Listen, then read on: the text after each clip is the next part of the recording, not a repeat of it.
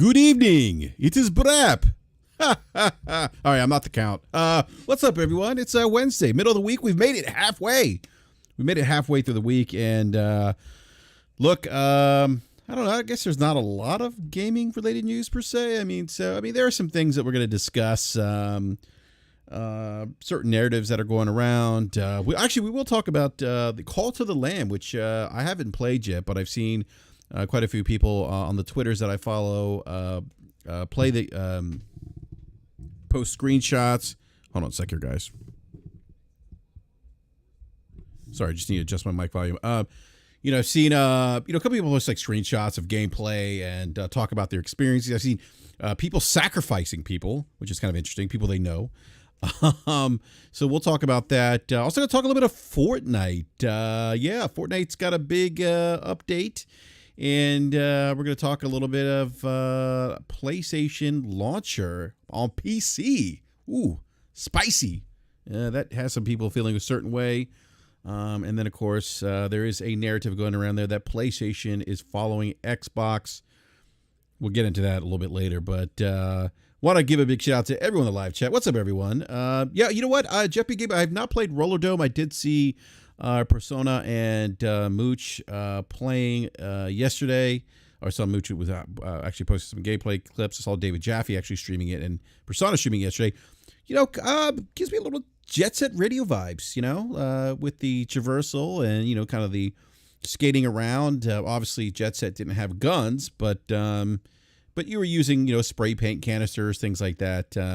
But it does give me those Jet Set Radio vibes, which, if for those who haven't been following me or aren't aware, I was an Xbox Live beta tester, and Jet Set Radio Future is one of my favorite games. Jet Set Radio was actually one of my favorite games, and then Jet Set Radio Future, the sequel, which was on the original Xbox, is one of my favorite games as well. One of my favorite games on the original Xbox platform. So, but look, I'm going to drop a link here in the live chat, please, everyone. If you could do me a kind favor, do me a solid, retweet the link on your favorite social media platform. Let everyone know that we are live. And we're going to have the rest of the BRAP panel trickling in shortly. They are running a little behind, but despite that, I do have a returning guest. You may know this man on the Twitter as Agent Deli Deli. Welcome back to BRAP, sir. How are you, man? I'm doing well. Thanks for having me back. I really appreciate it. I haven't talked to you in quite some time, so it's nice to be able to catch up with you. Yeah, no, absolutely, man. Like I said, man, it is great to have you on. Always appreciate your gaming perspective, and you also bring a unique perspective to the table as you have worked in the industry, and that's a perspective many of us do not have. So I always appreciate you coming on and sharing that perspective with us too. So because I do want to kind of get to a topic. Gaming related topic as it relates to Cult of the Lamb, which is actually reviewing quite well. I think it sits at a 80. Well, let me look this up real quick. I don't want to get the number wrong. I want to say 82 Metacritic, but I could be.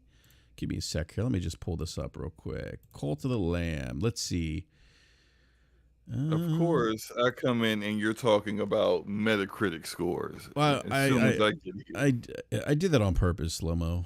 Well, I tried to get out of the way. I thought you were going to... 82 meta. So, so Slow-Mo is upping his meta game, by the way, because Slow-Mo typically, flounders in the, 70, 65 meta range, for games. Like PUBG? Like you in PUBG? I don't know. 5 days of playtime you have in PUBG? Would you say 5 days of playtime? Yes, that's not a that's not a lot. For a is it a lot? I don't know. Mediocre battle royale, I think so. Yeah. Let me just Slow-Mo. Well, first of all, let me welcome you to the show, Slow-Mo. Great to have you on, man. How are you this evening? Thank you. What's up, Deli? What's going on, bro? Yeah, what's up, Mo? It's nice to see you. Nice to talk to you again. As usual. What's up, man? What's up? You know what? We could actually rename this podcast DMV Gamers. Oh, yeah, that's really about it, man. We could, yeah, right? We're on the DMV, so but yeah, Slow-Mo. So by the way, I before we went live, I was Dylan and I were talking about Fortnite, and we'll get to Fortnite here in a little bit, but he said his family members got him back into it. I was like, I blame Slobo Oh, for really? my Fortnite 'Cause addiction. I tried to get Deli to get back into it, and he was like, "What? No, I'm not touching Fortnite." And I was like, "Okay." Yeah, I'll look. try. Yeah, Fortnite is look. It's fun. We'll talk about Fortnite here in a little bit, but I do want to get to Fun. Cult of the Lamb. So I first of all, anytime I see Forte being sacrificed, I'm all for that. By the way, Or put in jail. Which what's that? Or put in jail, which it seems like in every game that I've seen that people have put Forte in their game, he is a dissenter that gets thrown in jail Why is every Forte? single time. Why is Forte getting thrown in jail? Like seriously, like is he just misbehaving? He's Forte. I mean, like, of course he's misbehaving. He gets thrown in jail. That's what it is. What it is. Shout out to him though. He's I'm sure he's listening. He's still at work. He's lurking. Yeah. See, there you go, right there. Who sacrificed me? Yeah, we called it. Yeah. No, but I did see a lot of like Forte being sacrificed or something. I thought, or I don't know. Then I saw. I think maybe Luca's had to restart, or I don't know if it was Luca. Maybe it was someone else who had to like restart or something because,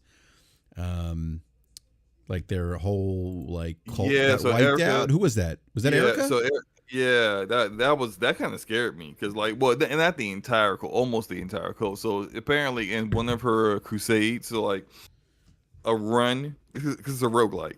The runs are called crusades in the game. Like you go on a crusade against the other gods for your god or whatever, right? And in one of her crusades, she went up against an enemy that cursed her followers with hunger. What? And so then when she went on, she finished her run. When she get back to her cult, a lot of them were dead from starvation. Oh shit! So there's inventory management in this game. Oh, absolutely. Like, so base building, inventory management, very much like those kind of games, like Age of Empires kind of stuff, you know. Like when your people are like need resources and stuff. It's like Civ, right? You know, it's like Civ and Age of Empires, that okay. kind of deal. But it's not as detailed as those are. Like you really only have to manage like economy, and keeping people fed and keeping them happy as far as their faith goes and their loyalty to you. That's really the only two things you really have to maintain and manage. But it is fun that like you could get caught up. That's what I've been like when I've been playing. I just gotten caught up in the whole like messing around with these people, and I think Jeff in the chat said like he heard you can make your people eat poop. Well, here's the funny thing is that like you'll get people come to you and they'll be like, "Hey, I've always wanted to eat poop, so can you make me a poop pie so I can eat it?" And it's like you don't have to do it. You have the choice, right? You can say yes or no. If you say no, they're gonna lose like 35 faith in you or loyalty in you. If you say yes, they're going to eat it and they're going to get sick, of course. So then you gotta like put them on bed rest and stuff. So it's just like it's so much that you have to manage and maintain. In the midst of like actually a pretty decent roguelite where the runs are much shorter than any other roguelite games that I've played, but they are enjoyable and they are a little bit challenging. I'm playing on hard, so now Slobo, what platform are you playing on, sir? The best platform. And what would that platform be? I mean, I could take a guess, but you know, I don't know. I don't want to assume anything. Oh wow. He's playing on his Switch. He's playing on his Switch. Don't say Steam Deck, please. No, I mean I that could definitely run on the Steam Deck easily, but no, I'm playing on PC, man. Nice. Yeah, so, but and apparently looks like the PC is the most stable version because I've heard some really bad things about it running on Xbox and PlayStation, especially later on in the game when you get to really high in the game and then like games are crashing like at the end of your runs. Yeah, I think I saw somebody mention that on Twitter as well. I had a bug earlier where I had went to a new combat zone in the second dungeon area, and I went to a new combat zone, and then I guess I retroactively picked up or the animation played for Mm-hmm. picking up like a new blueprint, and then it Yeah, locked yeah. my character's controls, so I was stuck at the beginning of the combat zone, so I had to like turn the game off and turn it back, or I had to exit to main menu and turn it back on. When I'm in the dungeon though, like when I swap days, it doesn't bug at all. Everything is fine, cash money. But when I'm Mhm. back at my base, when I swap days on the PS5, it actually just freezes the game. That's so weird because it's like I mean, it's a cool little game. It doesn't seem like it's doing too much there that like it would. But I guess that doesn't really matter if it's like a small little Unity game. If it's glitchy, if it's buggy, and those bugs haven't been, taken care of and ironed out, then they're going to be there, of course. But Yeah. but Yeah. I it was a simultaneous launch on everything, Mm-hmm. literally everything. So Mm-hmm. I guess you gotta kind of expect that, I guess. Yeah. Hey, real quick, I want to introduce our other panel member here, Game Logic. What's up, Game Logic? I don't know if he's. Are you Hey, there? Oh, there you go. Yep. did I come in while we were discussing the new YouTuber RPG? I heard about making poop sandwiches for your followers and followers just eating it up. Wait, is that true? Somebody said that live chat you can make your followers eat poop. Is that true? Yeah, What? there's a recipe for a poop bowl. Okay, now I know Yeah. Enrique is not listening to anything I say. I literally just explained that. Oh, I missed that point. I'm sorry, sir. I was drinking coffee. Go ahead. I'm sorry. I was drinking coffee. You I were was. drinking coffee into your ears so your ears can hear. Is that what I'm saying? I don't Hey, man. understand. When the coffee doesn't kick in, you just pour it in your ear so it hits the brain right away, man. Oh my god. Yeah, I literally just. My just said apologies, that. Slimo. That's rude of me, right? That's rude. of me. It's fine. It's fine. It's fine. Yeah. But no, I understood. I listened to Mo. I got you. thank you, Di. I can always rely on Di. To Slimo, at least I always show up, man. Just remember, at least I show up. keep saying this. Hey, you know what we used to say to that guy on the football team is after we made a big play, we'd look over at him and say, "Hey, man, nice shoes." Oh man. Oh. All right. So Slimo. So Deli. So you seem to be enjoying this game too. I think I've seen you post some screenshots of this as well, right? Yeah, I love the game. I think Yeah. actually right now indie games are thriving. They're magnificent. They're fantastic. They are really filling the void. I think that AAA games right now are hitting at least in the last few years are hitting a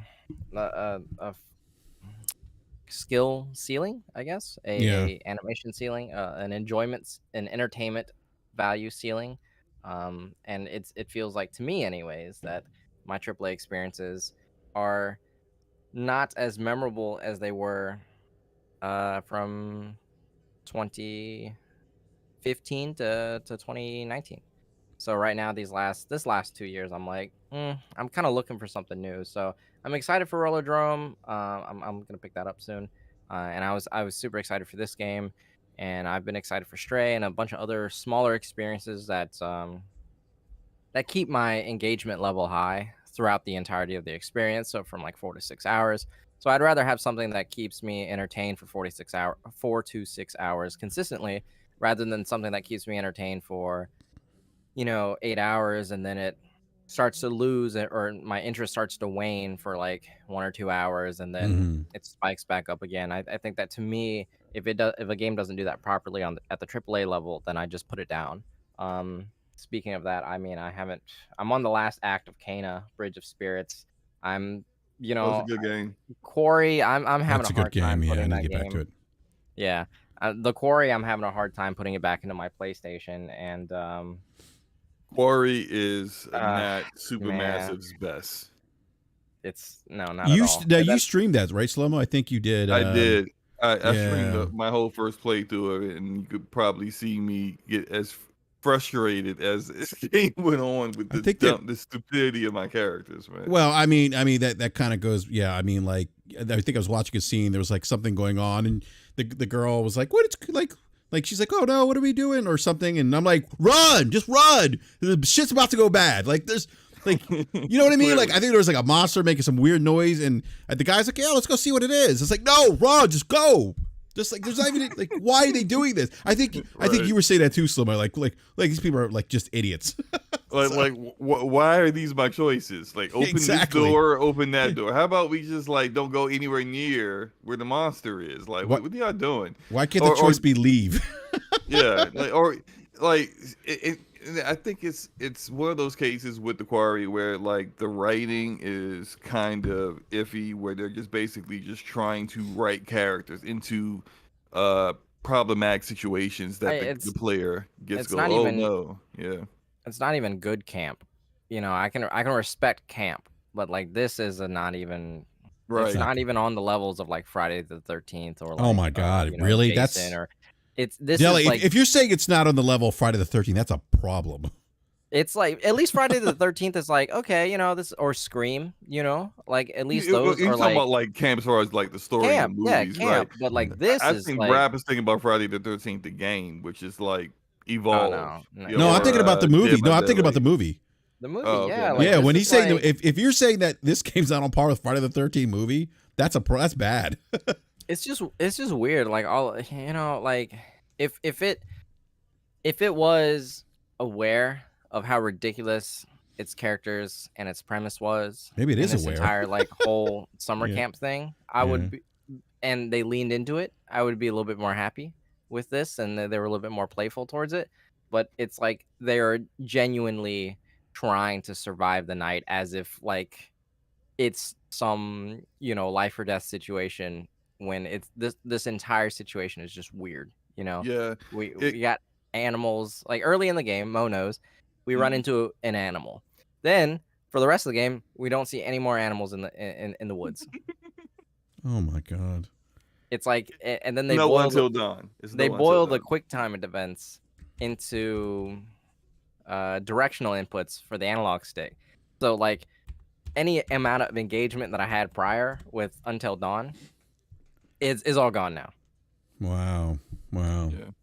Yeah. There was a certain part, right, where like they find out that this monsters that they're dealing with are having aversion to water or being submerged in water. And then one character goes, "Hey, why didn't we just stay in the lake for the rest of the night until the sun comes up?" Right? And then another one goes, "No, stupid, we would die from hypothermia." And I'm like, you have boats. Wow. Like, wait, are they saying I can imagine like this scene happening in the background, there's like canoes. No, they didn't show them because they were like inside of a lodge. Gotcha. Okay. But like you've seen like multiple boats. Like there was a so you've seen the boats already then. Like you've seen but there was a whole area where two characters were skinny dipping, and like there are boats everywhere. Oh my God. So it's just like not the token skinny dip scene in a horror movie. Of course. Yeah. That was also poorly done. But it was just like you could have just sat in the boats for the rest of the night, and the monsters couldn't get to you until the morning. And it's just of course, like some people be like, but slow mo, then like that's a pretty boring game. True, but like don't write things. Yeah, why would you write that? There are easily like, why didn't the characters just do X and they would be fine, right? Instead, it's just like if you don't write it in a certain way where there are easy solutions to these stupid characters' problems, then you don't have those cases where you're wondering why am I even dealing with any of this, right? So it just needs better writing, is what I'm saying. Yeah, and I hear you. So I don't know how we kind of deviated to this, but we're talking about Cult of the Lamb. Deli, to your point about games kind of keeping you engaged. There's a game that does that for me right now. It's called Fortnite, which we'll talk about later. But you mentioned Stray. Stray kind of did that for me, even though I got pulled away from Stray because of Slow-Mo, because he introduced me to the crack that's known as Fortnite. And now like I itch whenever like thank you for it. Hey, look, Slow-Mo, it's a look. I've had a blast, man. I'm not going to say that I haven't, man. It's been good times, man. But I think Deli brings up an interesting point. Like, sometimes those AAA games, and what you said kind of resonate with me, Deli, where it's like, like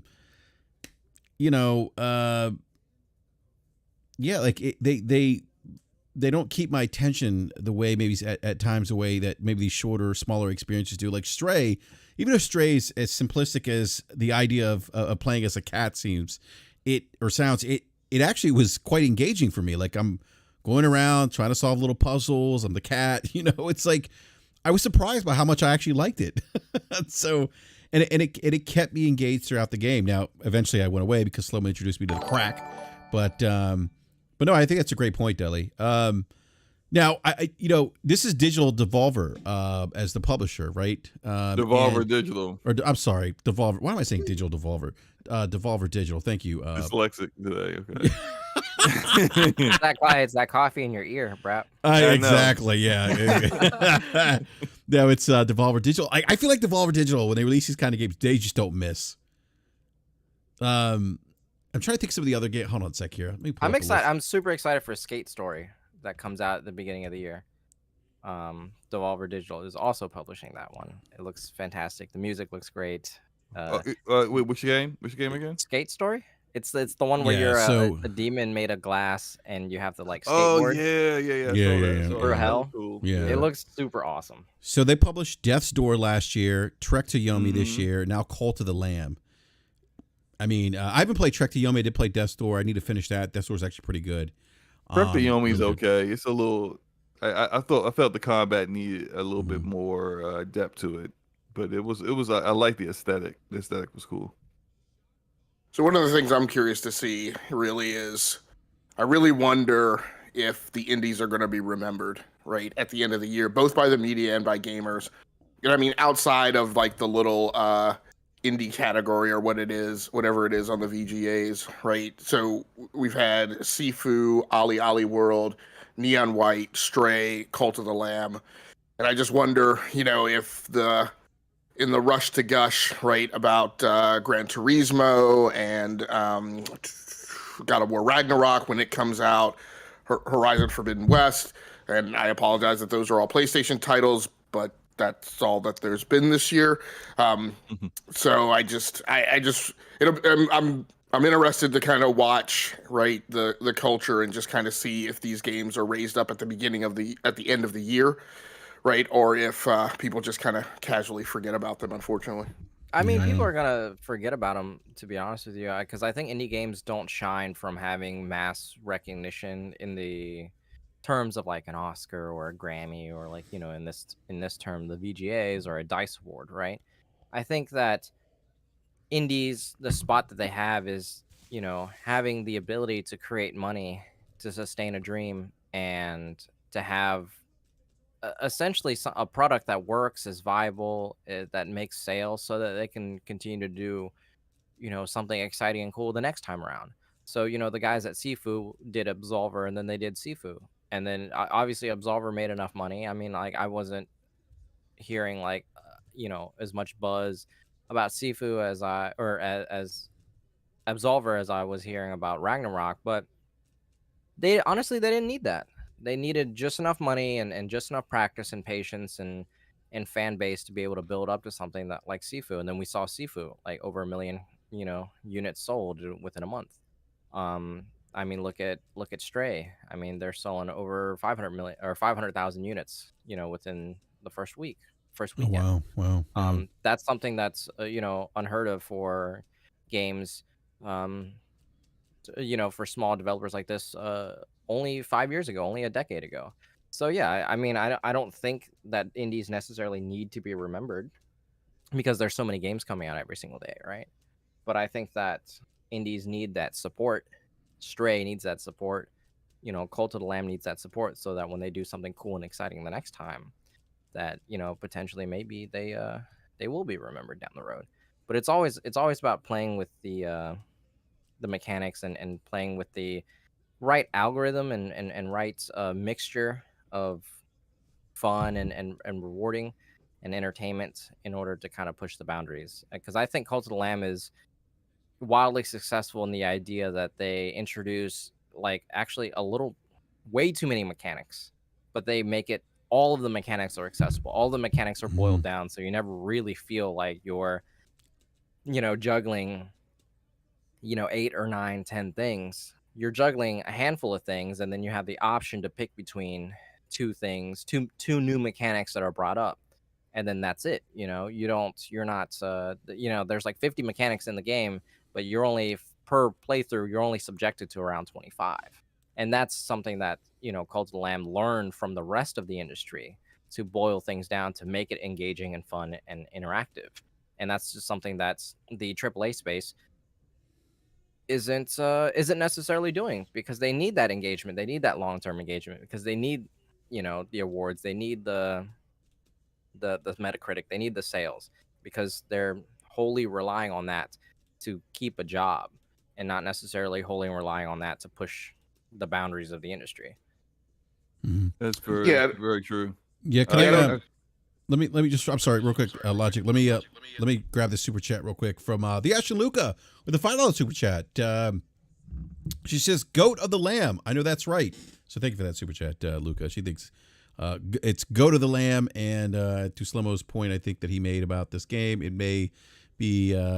I think you mentioned VGA's Daily. I think Slomo is of the belief that there's always a token indie nomination, and I think you believe that this will be Cult of the Lamb will be that token nomination this year. But they only allow one. Only one indie can have the honor of losing to the other the actual eventual game of the year. Yeah. Only one. So they always nominate one, and then people get to debate over which one it's going to be. And then when their favorite indie doesn't make it, like Ori 2 years ago, they flip out and say Hades was an overrated piece of shit. And then they play Hades. Hades was good. Yeah, then those same people play Hades and Game Pass and go, oh my, half a year later and go, oh my God, this game is so great. Wow. Yeah, I hear you, man. Game Logic, go ahead, man. You were going to chime in, man. Well, the only thing I was to say is I definitely don't disagree with Deli. I think the only additional point that I'm trying to bring up is, and I don't want to hyper focus it solely on the VGAs. I mean, we go back and forth over that argument every year, and at the end of the day, like I don't think that the VGAs are the Oscar or the Golden Globes of the gaming industry, and I don't necessarily ascribe to them the responsibility to carry all the burden of kind of the most altruistic elements of what gamers should be into in terms of the art, solely on their back. But regardless, like either way, whatever the vehicle is, I think the thing that I'm trying to add is I just want the games to be recognized and to be propped up, and for them to get the attention and the exposure that they need, especially in this era of where we're contentious about how much games are, right? I keep going back to, if you really have a problem with how much games are and the potential for their prices to raise, then what you should really be doing is going out and playing games like these and paying full price for them, right? When at launch, right? So that, the signal is sent to the industry that is where the demand is. Instead of, the demand going over to, what you mentioned, Deli, right? The AAA games that have ever increasing, spiraling upward, budgets, and drive some of the things that we're seeing around the industry. Yeah, no, that's actually a great point. So you're saying, speak with your wallet, in more ways than one, and because you see a lot of the speak with the wallet as it relates to $70 games, but you're saying Game Logic is support some of these smaller studios, some of these smaller projects when they release, at launch. So, absolutely. I mean, I hate to suggest that I would ever check receipts, right? but some of these people running around carrying that flag, right? Again, if I point them to that list of top 25 games with no microtransactions, no paid DLC or anything of that nature, right? Then and check to see how many of those games that they had played, then it wouldn't be many. Yeah, no, yeah, I hear you, man. Yeah, so I hopefully I'll get around to this game. I mean, like I said, I just thanks to Slomo, I've been playing crack cocaine, aka Fortnite. But yeah, no, it's great. To me, it's always great to see, and I saw this with as we speak about the publisher Devolver Digital. I remember when what was the other game that just came out that I mentioned? Not Sifu, but Death's Door. When that came out, at least on, and again, I know Twitter's a very small echo chamber, but it was nice to see a lot of buzz around that game for a smaller title, and people just posting screenshots, just having a good time playing that game. And I'm seeing kind of the same thing with this game. And as Slow-Mo mentioned, we're seeing Forte locked in jail a lot. So that's always fun to see when that happens to Forte. Big shout to Gaming Forte, by the way. Yes. So yeah, I wonder, Slow-Mo, like you said to your point, the VGAs. I wonder if this is that smaller title that gets nominated. I think it will be. All jokes aside, I think you're kind of right with the token nomination. Yep, I think it will be just one, and it will be Cult of the Lamb. That'll be the one this year. It's going to get a lot of competition this year because there've been a lot of good indies that have come out this year. But I think Cult of the Lamb is going to be the one that is. Why I gotta be locked in jail all the time, bro? Y'all gotta stop locking me in jail. I am a person with feelings. Forte, live from Cult of the Lamb jail right now. What's up, Forte? Actually, I'm live. I'm live, about to leave work, and I kept hearing everybody keep saying about, oh, Forte sacrifice, Forte in jail. Oh, so whatever. Forte just walked out of the clan. He walked out on his coat. That's pretty much the narrative I keep hearing. Wait, know what? Did you walk out on the cult? I walked out on. Well, Lucas said I walked out on her. Forte. Luca was like, yo, Forte was like, I'm out of here, yo. Forte's like, I'm not feeling this. I'm out. That's great, That's man. right. Yeah, That game's fun, man. I have you. You haven't given me a problem yet, Brap. The moment you give me an issue, I'm gonna feed you a shit sandwich. Well, look, I don't have the game yet, Forte, but I promise I will treat you fairly. And with respect, I don't want to eat shit sandwiches, and I don't want to leave my cult either. You may actually ask for one. I mean, the way they go, you might be asking for one. You might listen. All I know. Luca said that you waved goodbye. She said she was in tears.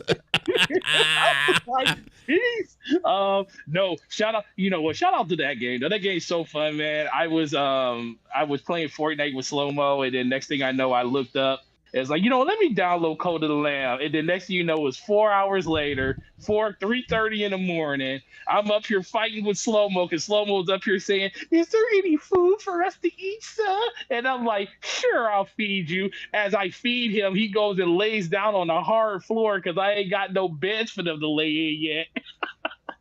It's so crazy. That game's so fucking crazy, bro. Yeah, no, it really is. I mean, again, I like I was saying, Forte, like it's really cool to see the engagement on social media with this game. People posting screenshots and talking about so and so. I had to sacrifice so and so, and I could have sworn someone sacrificed you, Forte. I'll be surprised. It'll be the first time that someone sacrificed me. I'm like everybody every time I see my name come up, it's either Forte's in jail. Forte is being a heretic and he's being troublesome. What should I do with Forte? Or Forte then walked out on us and said, I don't need you or this. That's all. I haven't heard anybody sacrifice me yet, but I wouldn't be surprised if someone did by now. I am kind of crazy, Well, what I want to know is why is Slow-Mo murdering people? Jesus, Slow-Mo. They became problems. I had to deal with them. Bro, so this look, this isn't called mafia. This is Cult of the Lamb. And sometimes you gotta handle some things. So look, you get some people who are dissenters in your cult, my God. and they'll be running their mouth, and you'll see them. Their eyes will get all red, and they'll be angry, and they'll be like their little big heads will be running around, yelling at all your cult members. And if you don't deal with it, quickly, it will spread. And then more people will be dissenters. So what you gotta do is you throw them in jail, and if you people you throw them in jail, and then you re-educate them, which is you basically try to brainwash them while they're in jail. And I think that the lack of food and sleep kind of helps you along, so that like 3 days later you can let them out and they're good. But then you get these people who even after that, a little while later, dissenting again, and it's just like, you know what? Let's all go into the tent here. Let's have a ritual. Let's have a sacrifice ritual. Who's up now for the sacrifice? I think it's you. That's how you get rid of the centers that mess things up. I'm gonna tell you. So the funny thing is, I love the meta game that's involved in this game because I have the commandment where I can sacrifice someone if I die on a run to bring myself back.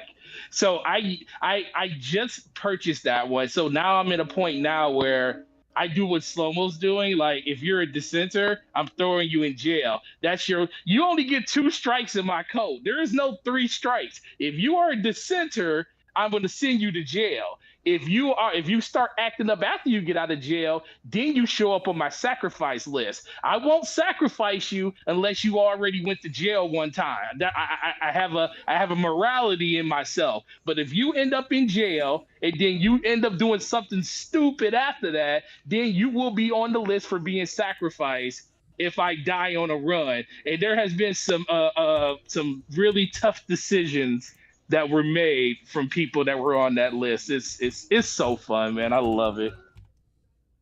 Make it what you want. Yeah, no, that's again. I mean, like some of these. I got to pick up this game. I mean, look, what you guys are describing actually sounds like a lot of fun. And Slow-Mo, you are just murderous, man. I mean, you're saying people need to get dealt with. You are playing this like you're a mafia boss, man. Like is your username John Gotti in this game? That's what I want to know. No, I don't think the lamb gets a username. I was gonna say because I don't think the lamb gets a name. It's just the lamb. You know, you. Listen, I am the chosen one. I am the one that brings light to your darkness. I am your beginning. I am the Alpha and Omega. You're really getting into this, huh? He just said Alpha Omega. He's quoting scripture. I am the Alpha and the Omega. When I am sitting up there spewing my sermon and my followers are waving their hands in the air with the disco lights going in the background, bro, I feel all powerful. My eyes are glowing red. It's something. I love it.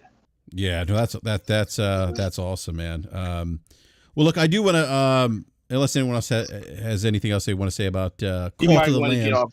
You might want to get off this subject because we'll be here all night. Yeah. No, I do want to move on to another game. Fortnite. Fire. Slow-Mo, man. What did you do to me, man? I was minding my business. I did not tell you to buy that LeBron skin. No, you didn't tell me that. You didn't tell me that. You did not tell me. You bought that? Yes, I did. You did. Oh, did we? Wait, hold up, bro. Me and you had no. Me and you. I literally asked you that question. I said, hey, do you think you would actually buy a skin of a person that's an actual person? You was like, no, that's creepy. And then you literally go out and buy the LeBron James skin. Here's what. Let me tell you what happened here. Oh my god. Okay, well, let me. So Slow-Mo convinces me to play Fortnite. So I sign up, play Fortnite. You know, download it on PC, start playing it there, and next thing you know, I'm playing with Slow-Mo and I forget who else, but Slow-Mo. Slow-Mo and Slow-Mo and T-Rock, they show up, and I got the regular Fortnite skin, the default is, and I'm like, okay, cool, I got this default skin, whatever.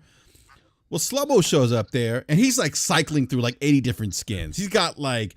I don't have 80 skins. Oh, you got 96. Sorry. 64. Oh, 64. Okay. Somebody's got 86. Maybe that's T-Rock.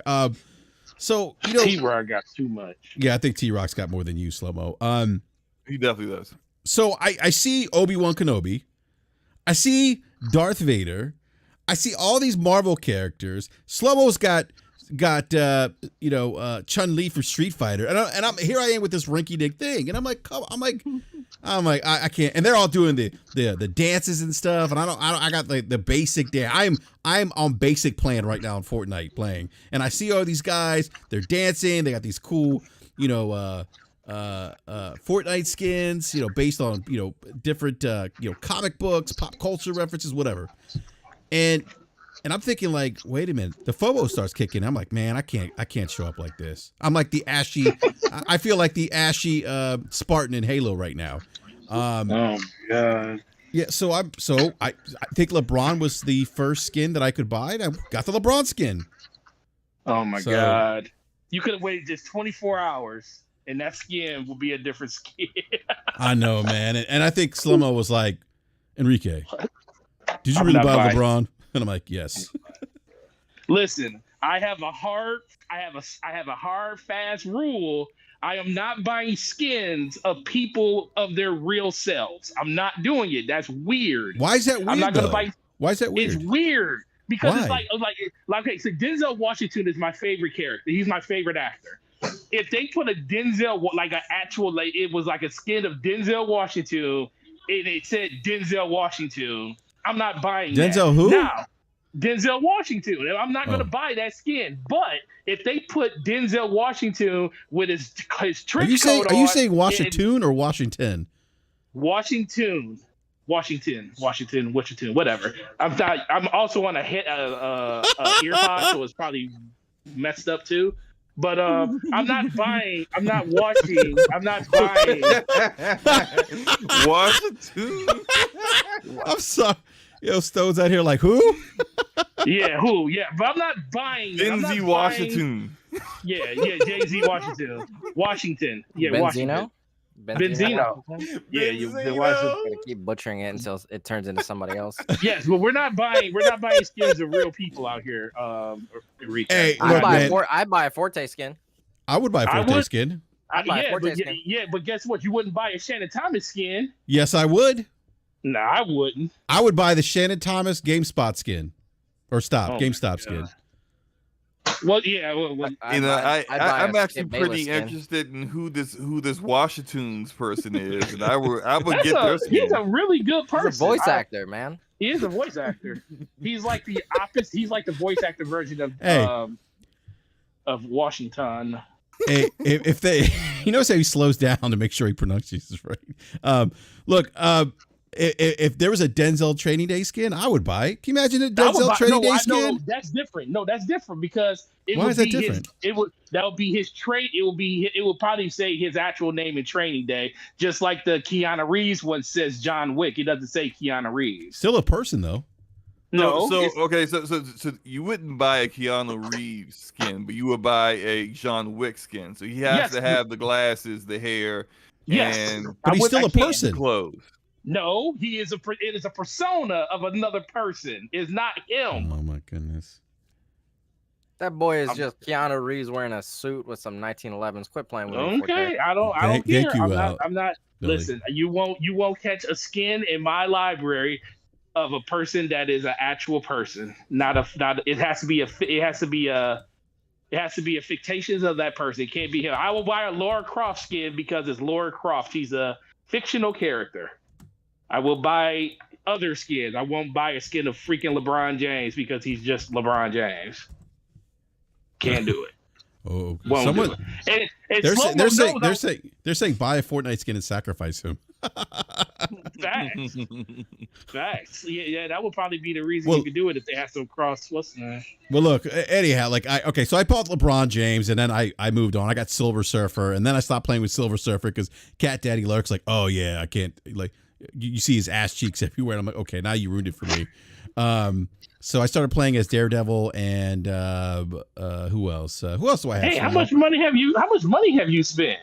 Not as much as Slow-Mo. How about y'all stop pocket watching everybody's pocket out here, man? Yeah, let me borrow $1, y'all. Well, I just asked. Well, I didn't see. Look at you, Slow-Mo. You're trying to be messy. I just asked how much he spent. We all know he ain't at the pocket watching. We all know you ain't at well. He ain't at well status like you. We know it. See, you still pocket watching. I'm not a whale. That's one. Two, you're still pocket watching. Yeah, I wouldn't say Slow-Mo's a whale though. I wouldn't say that. You haven't seen Slow-Mo's all his stuff. Oh, okay. Yeah. Well, look. Look. So I got Daredevil. I got Nick Fury and Silver Surfer. And so Stone is funny. Yo, Stone's funny. Stone's got me. She got me laughing in here. So yeah. So anyhow. So we've been for the last 2 weeks we've all been talking about the Dragon Ball Z skins, how they're coming out, and they finally have come. They're finally released, and I got those, and yeah, I don't know, Slow-Mo, I don't know, man. Like what do you think of the skin so far, man? The skins are okay. I don't really have a problem with the skins. I got Goku, I got Vegeta, I got Bulma skins. I'm more I guess slightly annoyed with the changes they made to the actual game. And when they added the skins, because they added the Kamehameha attack and Which is super the annoying, by the Nimbus way. Cloud. Yeah, so like people are just like Everyone's doing it. if they get it, everyone's doing it, spamming it. Oh, it's like you can't just get it immediately. You don't get it as soon as you get in the game. You have to actually get a capsule or buy Yeah, you it. have to get a capsule. Yeah. Within the game, not like real money, but like within the games, when you're in the match to actually use it.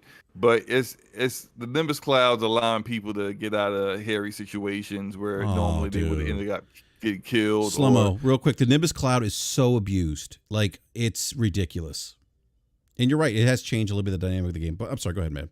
Yeah, well, that's it. I did have a really cool victory royale where I actually killed somebody with the it was almost kind of like the Dragon Ball Z cartoon, because it was like we were both Kamehameing each other at the same time. Sounds bad.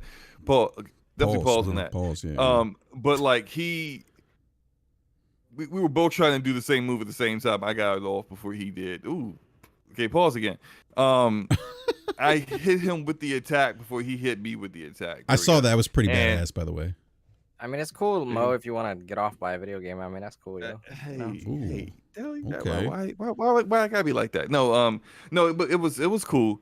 But like outside of that, like it's now gotten to the point where I think I'm kind of just like waiting for the 2 weeks to be over so that that will go away, and then we'll go back to being zero build Fortnite again, just zero build Fortnite where it was more balanced. But I've now I don't get hit by the Kamehameha anymore. I pretty much know what to do whenever, because one, you have advanced warning. You hear the sound. You hear the sound, yeah. You hear the Goku voice screaming it, you know. Yeah, you can't miss that, by the way. It's pretty damn loud. Yeah. Like, I hear it from the other side of the map. I'm like, what the hell? Yeah. I'm still hitting other people with it, but I don't get hit with it anymore. I actually figured out a way to avoid it and pretty well. So I slid under someone doing it the other day or last night. They tried to do it on me and T-Rock, and I slid under him. And when he came down, I just hit him with the shot. He was down. So go ahead, Slow-mo. Yeah. It's now pretty easy to avoid if you know how to. It's just I just there's not much of a balance to the game right now because of it. So I just kind of wish they would go so we could get back to how the game normally plays. So yeah, the Nimbus Clouds is ridiculous because I've seen so many people just abuse it. Like T-Rock and I ran into it. We almost got a win last night, and one guy was just by himself and he was on the cloud the entire time in the circle, just like spamming it. And we couldn't hit him. Then we got taken out, and then as soon as I died, I got dropped. How was he spamming it? Because like you use it once and then it goes on the cooldown for like 30 seconds. Well, yeah. Well, that's so we were engaged in combat. He was kind of hiding. When I say spam, like he was using it over and over again. So the cooldown would be up. He would use it again, wait, and then when I went down, T-Rock took out 2 people, and then he was just on the cloud. He just came down, took T-Rock out. Easy peasy. So it's like, it's definitely changed the dynamic of the game in a way that I'm kind of like, I hate Fortnite right now. I don't hate Fortnite, but it's definitely changed the game. But not for the better. Like that. No, not for the better. No, I agree. It's a cool novelty, but it's like, 2 weeks of it, I think, is a bit much. Yeah, I would agree with you, Slow-mo. But outside of that, man, it's look, yeah, I mean, it's I'm still having fun. We got a couple wins the other day Forte, Slow-mo. So yeah, getting a lot of wins actually. What's that? He's getting a lot of wins actually. Yeah, like we don't ever really place outside the top 10. That's like a rarity that we do that. Yeah. So I still want to. No, I'm not gonna bring up his name. Don't. No, I'm gonna. Yeah. Leave that alone. Let's keep it moving. Yeah, let's get. But I do think that shit's funny though, Slow-mo. Deli, I know you're back on Fortnite. Have you been playing recently? No, I have it downloaded, but actually, I'm probably gonna play a few rounds after the podcast with my siblings. I was like brewing some tea right about before I hopped on. They were like, "Hey man, you guys, you play with me tonight?" And I was like, yeah, I probably will." Yeah, I need to wrap up this podcast so I can get some games in real quick before I go to bed. Are you seriously about to? We only been that live for an hour, Enrique. It's that, I'm telling you, it's that crack, man. It's like Fortnite. It's like, yeah, man, it's addictive.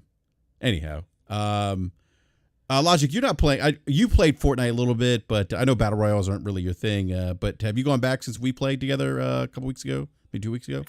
No, I haven't. Okay. And Forte, we know you say you're going to show up, and then you don't show up, man. He showed up last night. We played last night. Oh, he did show up last night. Yeah, we got a win last night too. I showed up the last 2 nights actually. While you're up here talking. Yeah, I was on last night. Slow-mo was with us for a little bit, and then went to he left for a little bit, and then Slow-mo, when you came back, I was like, I had to get to bed. I was like, I gotta get up early, so yeah, it's all good.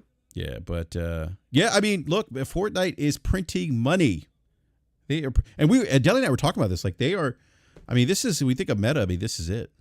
I mean, they're the closest thing to. I forget what you said, Deli. The closest thing to meta right now, or what we envision. Yeah, as meta. the closest thing to a metaverse is, that we have possible. I mean, like the game is free. All you need is a phone and an internet connection.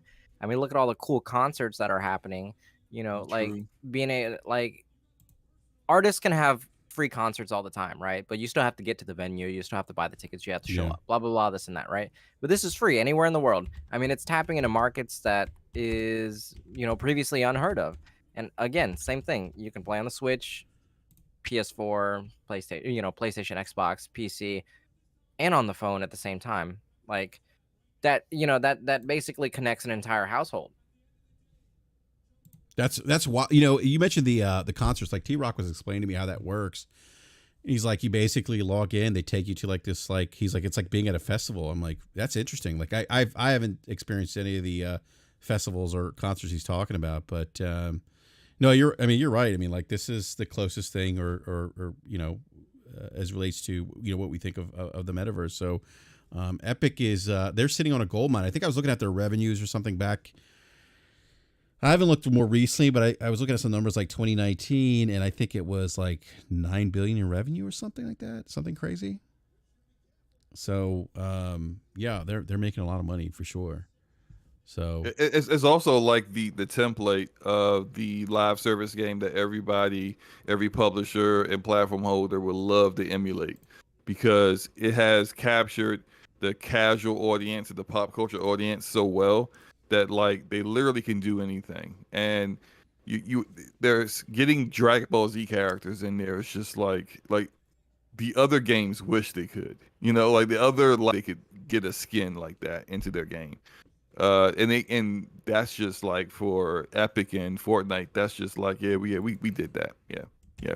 Next week we'll bring the Marvel characters back. We'll get the X-Men in. The week after that, we'll probably do the Matrix or something. It's just like they seem to have this, and it's due to the popularity of the game, of course, but like how it got there is also something that is important, because it's not something that can be easily emulated by anyone else. Because if it was, then Ubisoft would have done it by now. EA would have done it by now. They do have their own live service games. EA's way more successful than Ubisoft's have been, but Apex Legends isn't on this level. No, it's definitely not. No, neither is like PUBG or Warzone or anything like that. Right. Yeah, definitely not on this level. But you're right; they got the casual base, and they part of the appeal. Like I've noticed, is like checking the storefront for new skins. I catch myself doing that like on a daily basis. It's crazy. I really wonder how much their revenue spiked once they did no build. I wonder what the number of the revenue was. It was long requested thing that people who had tried Fortnite before and didn't like the building aspect had wanted. And I'm one of those people, because just like I remember playing it for a little bit with some friends, and I could just never quite jive with like I'm shooting at somebody and they just built like literally just built an entire town in front of me in like 5 seconds, and they're hiding somewhere in it, and it's just like He said entire town. and But you're not lying though. I've seen it's it, man. deflating. It's Shit's deflating. crazy. It's It just, is. like I can't build like that. I don't want to. Especially when you have them like dead that. to rights. You body them a couple times, and then all of a sudden you start building. It's like, where do they go? Yeah. No, I hear you, Yeah. man. I've seen some like where it's like down to 2 people and they're just like building up into the sky, and they're just like they're building so fast, like I don't even know how they're doing it. It's just they're just building like staircases, big, block, and they're just getting higher and higher. I'm like, will somebody shoot each other already? Where are you building to, the sun? And it's just like I don't get it. I think a lot of people just didn't get that, and I think it's smart of them to actually. Yeah, I think so. Yeah. And they're big enough to do this to cater to both camps. Yeah, So no, I agree, you got yeah. your build, and you don't want to deal with that, then you can just play the game and shoot your guns and snipe people. Yeah, So. no, I agree, Slow-mo, because I did stumble upon build mode, didn't mind it, but and it adds an interesting dynamic to Battle Royale, but I could definitely see how it wouldn't be for everyone. So I agree with you. It was nice for them to kind of open that up, because I wouldn't have tried Fortnite otherwise. Had they not introduced that no build mode, I would have been like, nope. And then Has anybody here won a game in build mode before? I have, yeah, with Elder Cat, yeah. I have. Yeah, Years ago, I won a in few season games. 2. Yeah. Yeah, Yeah, so they're both No. fun, but I felt completely useless in build mode when I won. I was just like, yeah, me too. Well, the Elder Cat's like, I got you. He's like, I'll build the things. And I'm like, cool. I'm like, build away. I'll shoot. So, yeah. I do want to move on, gentlemen, to another topic here. Let's see. Sony may be working on its own PC game launcher. This is something that some news that just dropped yesterday. A reference to PlayStation PC launcher was found into the PC version of Marvel's Spider-Man. Spider-Man just came out. Slow-mo, how's that? By the way, how's that port running, man, on your PC? Spider-Man runs great. I've had one crash since I've been playing the game, but other than that, it's fine. I've been playing it at 1440p, very high settings, and no ray tracing, but well, a little bit of ray tracing. I turned on ray tracing a little bit, but like You most got to just crank playing that it up, man. I don't. You're not trying to do. I've You're not been- trying to do 4K 120 all full ray tracing. It's not good enough for a 750 Ti, BRAP. I don't have a 750 Ti. Deli. I have a 3070 Ti, but no, yeah, by 3070 Close. is not That's it's pretty not close. doing. No, it's not. Stop it. But no, there's no way I'm playing 4K ultra settings, like native 4K ultra settings that with ray tracing on and still getting over 120. It ain't happening.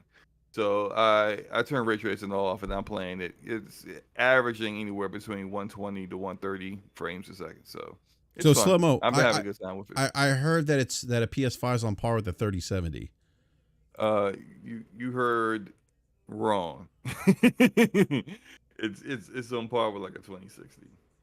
So I'm just telling you what I heard. 2070. People were saying no, $400 versus $3,000. I just, I don't know. yeah, those people are dumb, but it is what it is. Oh man, I wasn't saying all that, but I know who those people are. Their IQ level isn't exactly the highest. But oh it's okay. man.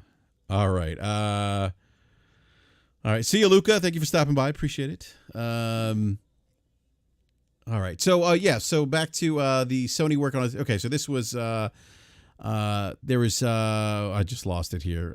Hold on, where did the article go? All right. Yeah, so they found this reference in the Spider-Man file at a potential PlayStation PC launcher. But right now, as you know, Sony's releasing their games on Steam and Epic Game Store. What do you guys think? Do you think that this is something that is indeed, maybe, again, we're going to spitball here because no one knows for sure, but is it possible or out of the realm of possibility that Sony is in fact actually going to have a PC launcher, which I would think would link PlayStation Network accounts to its games, things like that. So let's go to Deli. Deli, what do you think, man? I mean, I think I brought this up on DPS like years ago, not years ago, months ago. I mean, I always assumed that they're gonna have some software solution for PC gaming to tie into the ecosystem, because just putting games on Steam, like, that's pretty good. That's a pretty good taste. That's a pretty good dipping your toes in the pool kind of deal. But when you have an entire ecosystem and you have, support studios and satellite studios that are able to be well versed in like porting to PC and building on the ecosystem, the vast ecosystem that is PC, I mean, you have to have something that ties into your own ecosystem, because at the end of the day, it's all about customer retention. As things are moving towards software sales or software based majority, you have to have something that differentiates you from the competition. And the competition could be, Steam, EA, Microsoft, whatever. It could be Google Stadia, who cares? But you have to have something. And that's what I surmised months ago when the Microsoft acquisition was happening. They asked me on BRAP that how I felt about that, and I told them that this Sony solution will be slowly rolling out a software Mm-hmm. centric model that matches or raises the bar in certain levels. I don't know yet. Obviously it's still new, but and I don't have PlayStation Plus, the highest tier or whatever. But they're slowly going to start rolling something out. So, and I don't discount a PC launcher. I think it'd be great. I personally, trophies is fantastic. If I want to play PlayStation games on PC, I want to have my trophies. I want to have native DualShock support. I want to have all that stuff. So if and that's something that they can roll out in their own PC launcher. Very true. Yeah. Game Logic, what are your thoughts, man? I think the notion of a launcher is good and it's nice. The thing is it's not the thing that would make me fall off the log, right? Because when we talk about the launcher, right, the launcher is just a front end, and it's just a front end to all of the services that are running on the back end. And I haven't seen any evidence of those things being surfaced, right, and tied together in the notion of a PlayStation platform that sits on PC. So in the big one for me, I mean, the trophies would be fine. I'm not personally a big trophy hunter. But the thing that to me is a very acute and much more intense question is cross progression. Today, when you play a PlayStation game, it has zero linkage to your existence as a PlayStation Network ID, and it has zero linkage to any notion of cloud saves. And so those instances of those games, those existences of games are isolated on the platforms that they reside on. And that's a deficiency, right, in comparison to some other games that go cross-platform and provide for cross-progression. So that would be the really interesting thing to see. But I don't think of, outside of pure game development, I don't think of Sony as a leading integrator of enterprise-level kind of back-end systems, right? I mean, PlayStation Now and PlayStation Plus just got merged. One of the things that facilitated that was tying a lot of those back-end systems together, including fintech, right? And I just don't know how progressive they'll be in getting that propped up and provided to consumers. I could be surprised. It would be great if that's there when they roll out the launcher, but I suspect that it might be part of a trailing tail of a much longer evolution. So, yeah, that's a great point. You mentioned kind of the merger of PlayStation Now with PlayStation Plus, Game Logic. Do they do that because they're following Xbox? I wouldn't say that. I mean, first of all, I mean, look, these tech companies, I mean, there's not much of an original idea, right, in the tech industry. I think what I tweeted out earlier this week was, Apple didn't create the iPhone. Google didn't create search or ad tech, right? Most of the times, 99% of the time, an idea is launched typically by like a small business, right? In a venture capital kind of organization. And then, right, larger companies either buy it or, buy it / acquire it and then perfect it, or just simply roll it out at scale. Google didn't create Android; they bought it, right? And then from that purchase, they then were able to start competing with Apple. And then Apple sued them. Right. Well, they didn't sue Google; they sued Samsung. Right? Oh, Samsung. I'm sorry. That's right. They sued Samsung. Yes, you're correct. Yeah. Right. Which many of us theorize they did because they didn't want to go toe to toe with Google. Not out of fear of necessarily losing, but just out of the sheer expense of it, because both of those companies are so lawyered up. From a technical perspective, the tying together of PlayStation Now and PlayStation Plus, simply from a business and an engineering perspective, is simply the only thing that really made sense over time. So I accredit it much less to this foolish notion I think that's going out right as part of the console war dialogue and narrative, which we'll talk about here in a little bit. But go ahead. Yep. Think it's much less about that than simply the normal evolution, right, of a platform and the way that it kind of logically would proceed. Yeah, I think someone has a question for you in the chat. Game Logic, ours Nick Steele. What fintech Sony didn't update any of their payment solutions? So I don't know if you want to respond. I mean, the only thing that you would know about is what's presented to you on the front end. You wouldn't have any visibility into tying together those fintech sections on the back end. But what I would assure you is that because those platforms were merged, and the billing for those has to now come through a common system, I assure you that the fintech was tied together on the back end. Okay, got it. So you're saying on the back end that it was tied. Okay, gotcha. Okay. Correct. Like I agree with you, cross progression. Like that's something somebody mentioned, like cross purchase or cross buy from Sony. Right. Yeah, that too. Yeah, that would be fantastic. I would certainly welcome that. And then cross progression would be huge. I'm not a trophy hunter per se, but I understand that people certainly value the ability to have trophies or have their trophies pop up on PC. All having that all tied to their accounts. But go ahead. But one thing I'd mention is on the cross purchase, right? Yes, that would be great. I mean, that's one of the things I love about Microsoft, right? Is I buy it once, I play it anywhere. Just right to throw out that what that would mean, right, is that would mean decoupling it. That would either mean decoupling it or separating it as a separate pathway than Steam, right?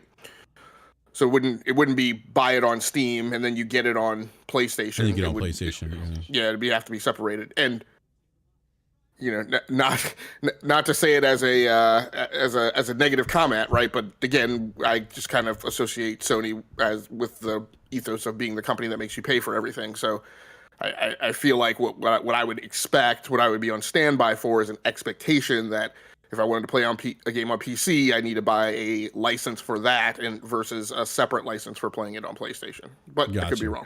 Yeah. Slow-mo, what are your thoughts, man? I'm literally just getting back. Are we talking about PlayStation, the PC launcher? Yes, sir. I think it's good. I kind of called this a while ago. I knew they were going to end up doing this. A lot of people initially, when they started putting their games on PC, I think there was some trepidation for people. There were people who just kind of it's only this. It's only a few games here and there. And it's just like, no, we don't know their plans, but if you see how they're slowly increasingly getting more and more involved with the PC landscape, that like if you're going to be putting all of your games, quote unquote, whole slate over here, everyone else that has done that, every other publisher that's done that has created their own launcher. So why wouldn't you do the same? And so it just seemed like a natural progression to this point. And I think more likely than not, they're still going to put their games on Steam and Epic Game Store. And it will be kind of like the launcher would be almost kind of like a two-factor authentication kind of thing, where you'll have to still have the launcher present on your PC. And even though you may launch the game through Steam, the launcher will be there to make sure that you are logged into PSN so that you're getting trophy support and all that good stuff, which is, I think, really important for not necessarily a ton of PC gamers, but definitely the people who used to be console gamers and do have PSN accounts, that they're able to actually like play those games on PC and get credit for it, so to speak, within PSN. Does that mean necessarily that they're going day and date sooner rather than later? I don't think so, but I do think that day and date is likely a conclusion that we're going to get to eventually. Well, the other thing is I also don't want to bypass the notion of value that, right, having the launcher on PC also gives Sony a direct plug and pathway to have player telemetry, right, and to bring all that data back to home. You know, right now, Steam is the only one that gets it. Maybe there's some licensing deal for Steam providing that data to Sony, but the launcher would be a way to get that data back more directly, and that's as always, consumer data and consumer behavior, behavioral analytics are a thing that is of value to companies like this. Yeah, and of course, like, you also had to think about device UI and consistency between the two, right? The importance of consistency in UI design is very, very important. And this is something that's very important when you're moving from console to PC, because you don't have the same guidelines and behaviors, metrics, and designs that you would have if you're relying on a third party, in this case, relying strictly on Steam, right? If Valve wants to give over their obscure metrics, right? Like, let's say there's 7 metrics that they really care about, and they care about those 7 metrics, but Sony doesn't care about that stuff. Maybe Sony cares about time played and this and that, but they can't just ask Steam for that kind of stuff, because Steam may or may not be willing to provide that kind of stuff. So having their own PC launcher and keeping that same guideline and behaviors that's uniform with their PlayStation brand is very important for them as well too. Agree. It may also help them when it comes to, so there's a lot of concern when it comes to these live service games. The 12 live service games that they're making, and if those games are free to play, we know what comes with free to play games is a lot of opportunities for cheaters to continue cheating. Like, you ban the account, but the game's free. They just made another free account, and now they're continuing on to, cheat. Now, if you force people to sign into PSN to play your live service games, and you got cross-platform, you got cross-play with PC and PlayStation, there's a added, step to that now. Now, like, if someone is cheating on PC, they have a PSN account. That PSN account could be banned for cheating. So, like, everything that they may have been working towards, and when they, could be potentially gone forever by doing that. So it's like an added measure, not necessarily to prevent all cheating. It won't, but it will kind of help towards stopping that. So you're saying they could add some kind of because doesn't Microsoft do that with their games on PC, where they have like an anti-cheat system or something? Well, everyone a lot of them use easy anti-cheat, which is the best. But no, because there's still cheaters on Halo Infinite. So definitely cheaters on Halo Infinite. Yeah. There's cheaters on every game, but it's not as bad as it is on COD and what's the other game that everyone Destiny that everyone complains about. Like, what I don't know if Destiny's cheating is still as bad as it once was. Cheating over there no more. Okay, so even there's like, people are still relying on old data to complain about cheating on PC, but it's not as bad as it always is stated to be. And this may seem harsh, but sometimes people just be complaining about cheaters when they're getting bodied. Facts. And I've dealt with, like, I play on PC. I use a controller. And I've had people complain on PC about people on console. These are PC gamers complaining about console gamers and PC gamers who use the controller, saying that the aim assist is too strong. Every time they're getting bodied, it's always an aim assist issue. No, you just suck, bro.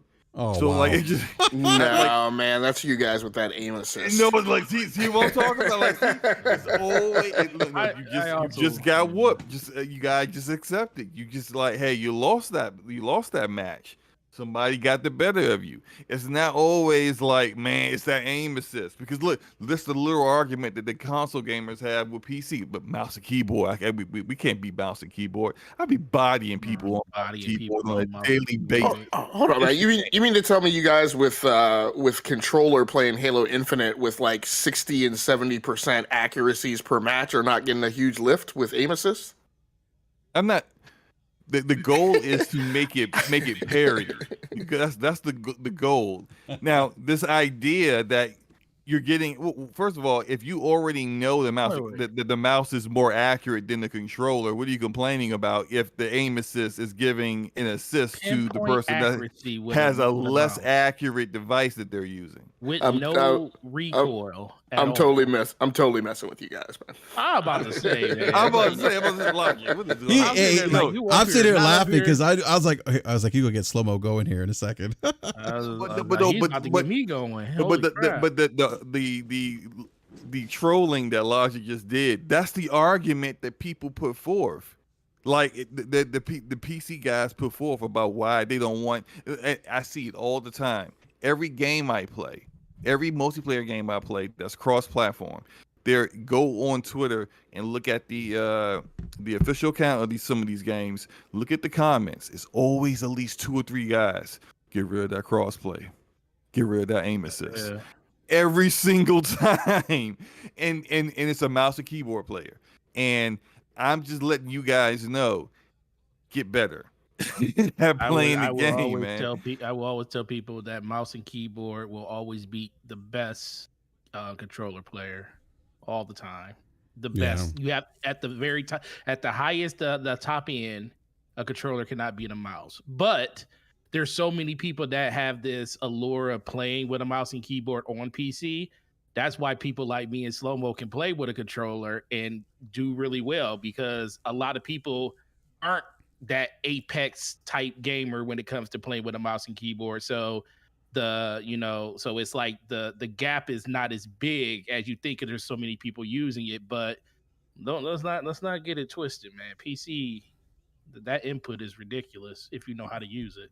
Yeah. And like the console players, it's like, well, I think the majority of the console guys, I see them complaining about cheaters, and there are cheaters. If there's someone cheating, ban them, get rid of them. Yeah. I wish there was better ways for people to for publishers and developers to get rid of these players permanently. It's called hardware ban, but they don't want to do it. Not consistently. I mean, but then you can spoof hardware too, but still that's like the biggest deterrent. But most I know that's what Destiny does now. They hardware ban you. They ban your. Are they hardware banning MAC addresses? Because so like there's a way around that.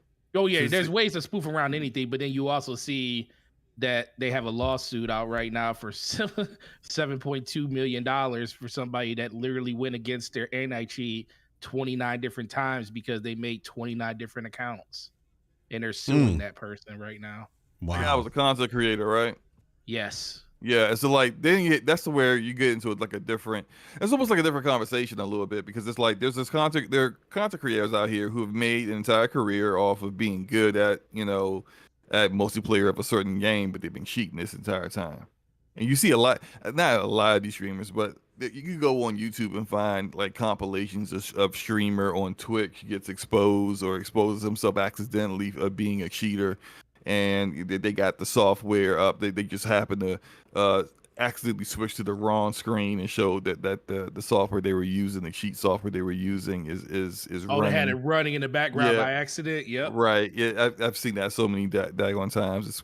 It's hilarious, but like I think it's in all things, whenever there's something that's an issue and it's a problem and it hasn't been fully addressed, it's a little bit more overblown than people say it is. Like it's just not as big a deal as people pretend it to be. Like you'll see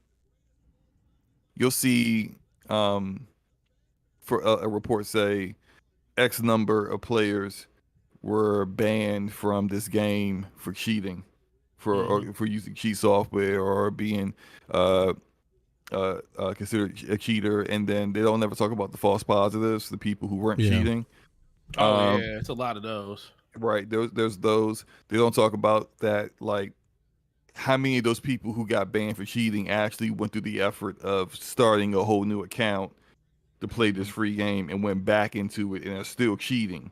Like, it's not the entire X number of people that were caught cheating and got banned. Some of them just quit and just play something else. So it's always stuff like that that people never really take into account. But it's again, look, we dealt with cheaters on Halo back in the day on Xbox.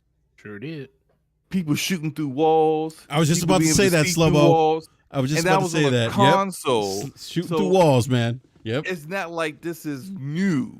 Like, it's not like in the age of today, you know, that like when Crossplay got introduced, now cheating, it was a brand new thing. This shit's been around for forever. So just like, you're never gonna fully stamp it out. But hey, I agree with you, Slow-Mo. Hey guys, real quick, just to kind of segue to another topic here. As we talk about the PC launcher, one of the things I've seen come up in conversation, and I still haven't figured out the concern here. I think a lot of it's hyperbole, but there is concern that if as PlayStation kind of leans more PC, what does that mean for PlayStation? There's that narrative of because they have like 12 live services games in development, that maybe they're pulling their resources away from what they're known for, those first party narrative driven games. And then if they release their Forte, I can't believe people really believe this. Well, I don't disagree with you, Forte. And the other thing too is if they release their games day on date, that somehow the quality of the game will be impacted. I don't think that's necessarily the case. And That's just an excuse they want to use for them not to do it. Well, I mean, I don't, and again, I've Deli and Game Logic, you two can probably speak to this a little bit better than I can, given your backgrounds in development. But like Deli, I mean, like, what do you think about that? I mean, like, is there any truth? I don't think there is, but I'll ask your opinion. Is there any truth to this, or should people be concerned if Sony does release first-party games day and date on PC, that somehow that might hurt the quality of the games? No. I mean, they've also been experimenting and being very vocal with the idea that PC will come later. Most of the time that people say like the quality is gonna dip, I don't necessarily get it, because the PlayStation 5 and the Xbox Series X. Hey, Deli, I'm sorry. They use Microsoft as the example too. Well, look what happened to Microsoft. So go ahead, man. Yeah. Well, hold on. Yeah, let's look at what happened to Microsoft. Have you ever asked these people what they thought about Xbox's games before they started putting them day and date on PC? I thought they were trash then. They thought they were trash then. So why are you now saying the games are trash since they've been day and date when you thought they were trash from the very start? So like the quality didn't change whatsoever. You acknowledge that Forza Horizon prior to day and date was a quality title, and look, it's a 90 rated Metacritic game. That's my kind of game. So. Enrique's kind of game. So this whole like completely dismantles their entire argument that because the Xbox games is quality, that's why you can't have multi-platform launches. Like, no, that doesn't work. It doesn't work.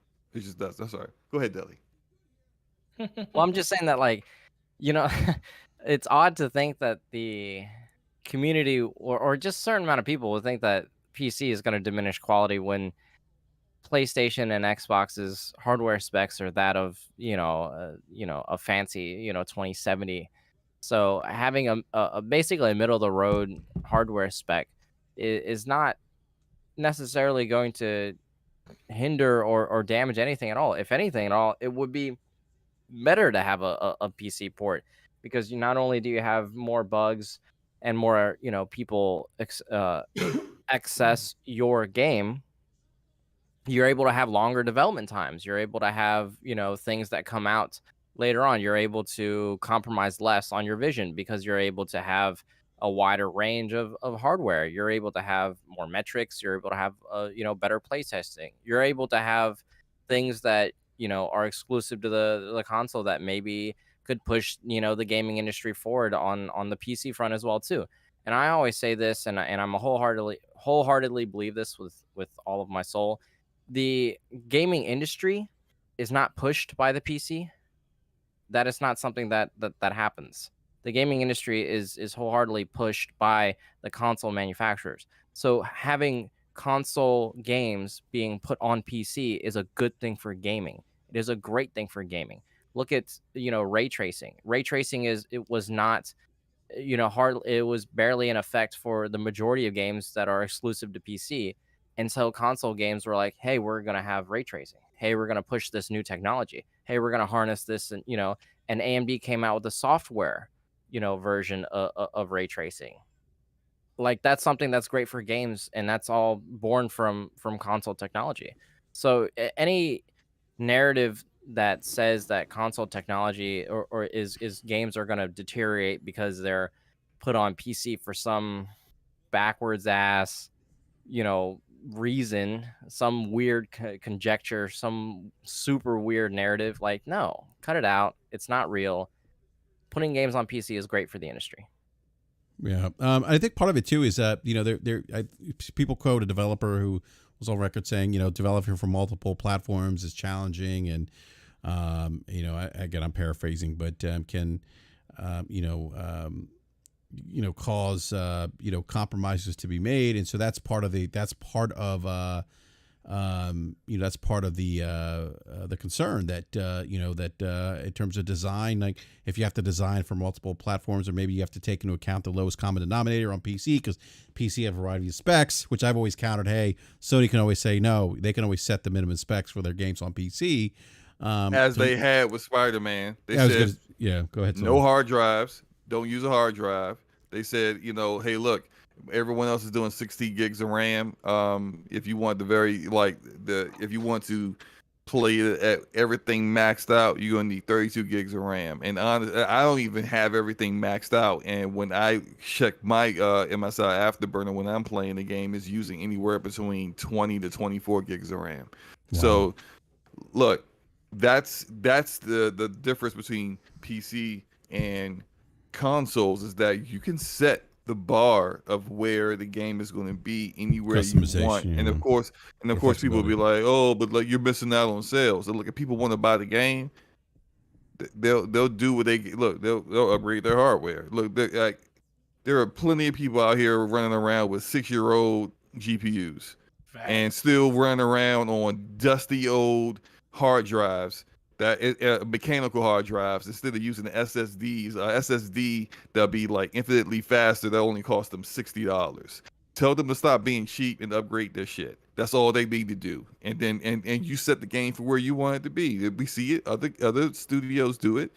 Other games do it. They're not, and we're seeing it more and more now, where you're seeing the recommended GPU every time a big game comes out, and the recommended GPU doesn't begin with a 1. People get all up in arms. Oh man, why's the recommended spec that? Upgrade your shit, bro. Like upgrade, Jesus. Hey man, everyone can upgrade their shit, man. If you look at the like statistics from Steam, the hardware and software survey from July 2022. Like 45% of people own GPUs that are around a 2070 anyways, or they're usually around like a 2060 or like a 1660, right? So half the time these guys aren't even running anything more powerful than a PlayStation 5 or an Xbox Series X or a Series S in general. So having that kind of hardware and then complaining that, oh, the PC crowd is going to dilute things. It's like, you guys are the common denominator. You guys are the average. Like the console and an average amount of PC players who are on Steam are running the same or the close to the same hardware. Yeah. So there shouldn't be like minimum specs, and recommended specs is just something that, the developer would say, hey, you'd probably get the best experience out of this, right?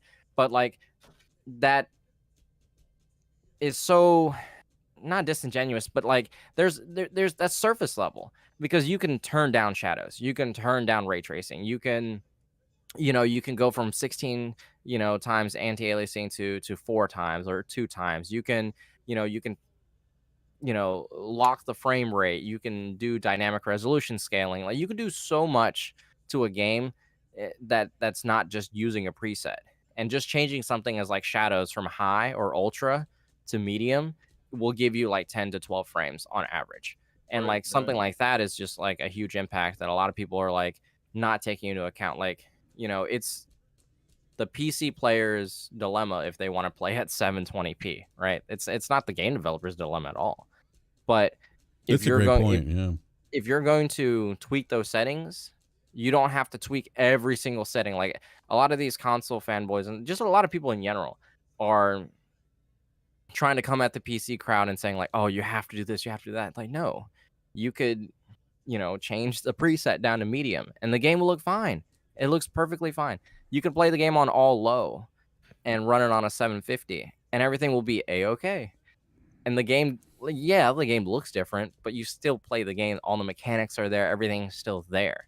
Like, I don't know. To me, I think it's like really just a weird narrative. People want to just talk badly about games for their mongoloid tribalism brain.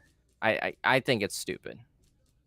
Yeah. And also you'll see people use the argument like, well, the most common GPU on through Steam charts it shows is a GTX 1060. What they don't say from there is that because they know people just assume you say, oh, that's the most commonly used GPU. It must be at some like high percentage. It must be like 30% of people have a 1060. No, it's 7% of people have a 1060. Like that's not a high number at all. That shows there's a lot of diversity among people's hardware and people's spec rigs. And so just saying, oh, well, the most common GPU is a 1060 doesn't tell the whole entire story. Also, and this is something that I've said earlier, and I know there's probably some people in the chat that may disagree. That's fine, whatever, right? But this idea that like your games are going to be compromised by them being developed on PC when the games are already compromised to the at the very start. Every game, when the idea is pitched, it goes through rescoping, it goes through all kinds of other changes, other issues arise.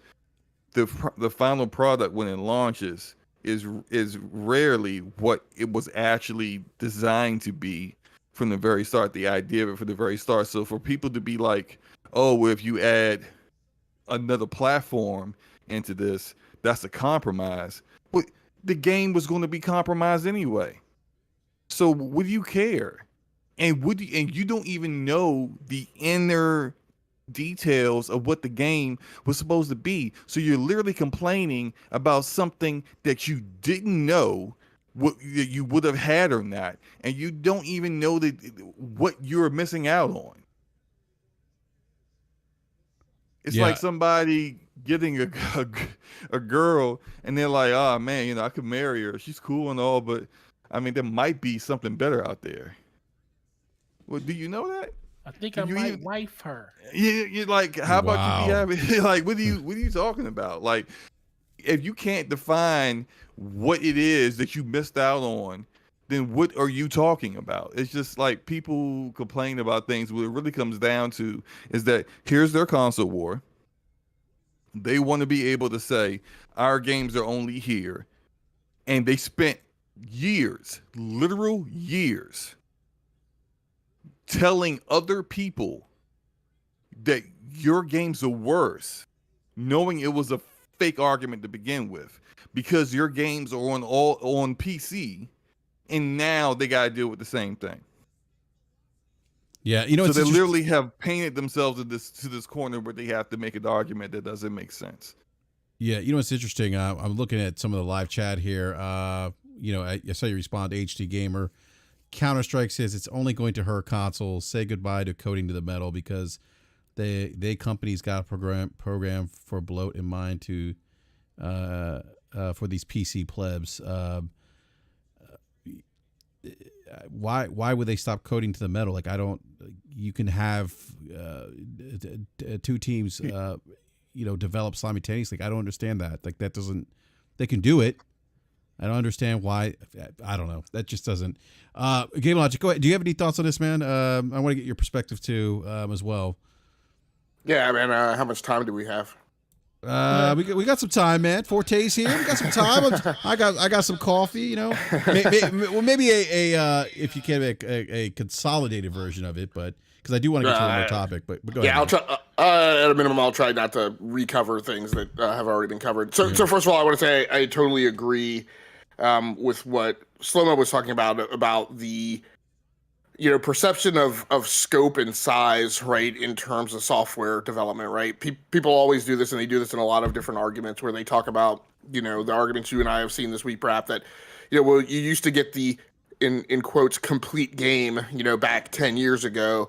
Now the game is the base game and DLC and whatever, and I should get all of it. And I'm like, okay, so, a line of code, basically, cost, let's just call it 10 cents back then, right? And so you were able to get all the lines of code, but a line of code now costs 25 cents, and so you can't equate the two, right? I would say a line of code now costs 85 cents because you have to think about 4K, you got to think about you got to think about all this extra stuff going on. Sure, right. Yeah, I wasn't trying to, nail the sliding scale of the scope. I absolutely agree with you. But my point is that, right, a thing that's more expensive now at a per unit, right, scale, right, doesn't equate to the old thing that was less expensive on a per unit scale. So, and another thing I'll agree with that Slow-Mo said, you're right, the game would already be compromised or there would already be complexity. And I think Deli spoke to this also.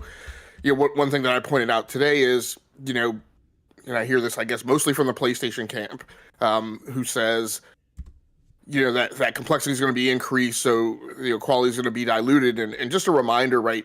Most of those games today are still being coded to be cross-generation, and that already invokes a significant degree of complexity, right? Because the PlayStation 5's RDNA 2 architecture is significantly different than the PlayStation 4's GCN architecture, right? And so there's already a lot of complexity that's being added to those two. The other thing that I mentioned earlier today is also, and I think this argument may cut the other way, and it will round out to kind of what my whole point is. But a reminder, too, that PlayStation doesn't code to DirectX, right? And so that abstraction layer and those APIs are proprietary. And as far as I understand it, it's actually a variant of OpenGL, right? So at the end of the day, a lot of this comes down to there are some things that will drive it to be greater level of effort. There will be some things that will leave it be equal level of effort. And there will be some things that make it less level of effort, maybe, right? Or greater return on investment, at least as far as kind of Deli said. But my whole point is this, right? The fact of the matter is that people who are not in software development, people who are not in technology industries don't know. And so I think my biggest problem with this is all of the people running around creating these crazy perceptions of cost models of what it takes to build up a game and build up these products that are just woefully incorrect should be a thing that I would highly recommend people just stop doing, right? Because as I said last week, right, you didn't do it when you decided that you were willing to pay $60 for a game. Right, and it's woefully deficient of a lot of the information. Macroeconomics, right, and it's just woefully deficient of a lot of the information that actually goes into this stuff. Part of it, though, is I guess I'll swing the door back the other way. Right, I do agree with it in terms of there being missing information from Sony's message when they've talked about this, and that's it in a programmatic situation where I keep costs the same and staffing the same, right? Then what the statement means is that the only part of the triangle that I can move, or the only part of the quadrangle that I can move, is notionally this concept of quality, right?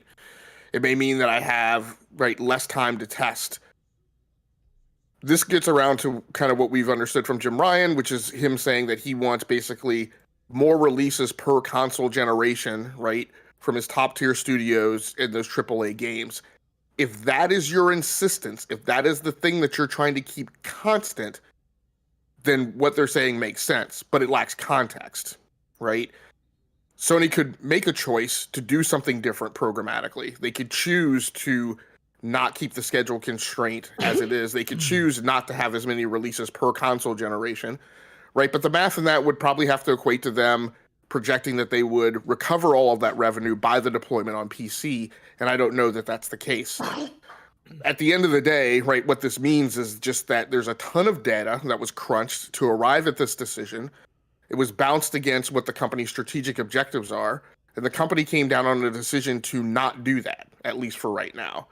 And so the efforts to kind of question this in the absence of not only data, but in this just the absence of knowledge and awareness of how these kind of things work and the things that people make these decisions, you know, what they base them on, is the part that really gets people into trouble because they don't understand it. And rather than us ask questions, right, and try and kind of have a conversation where knowledge is maybe pooled, right, what we get is we just get these radical jumping off the 10th floor extrapolations and assumptions, you know, that are propounded by YouTubers that, like I said, are just flying off in the wrong direction.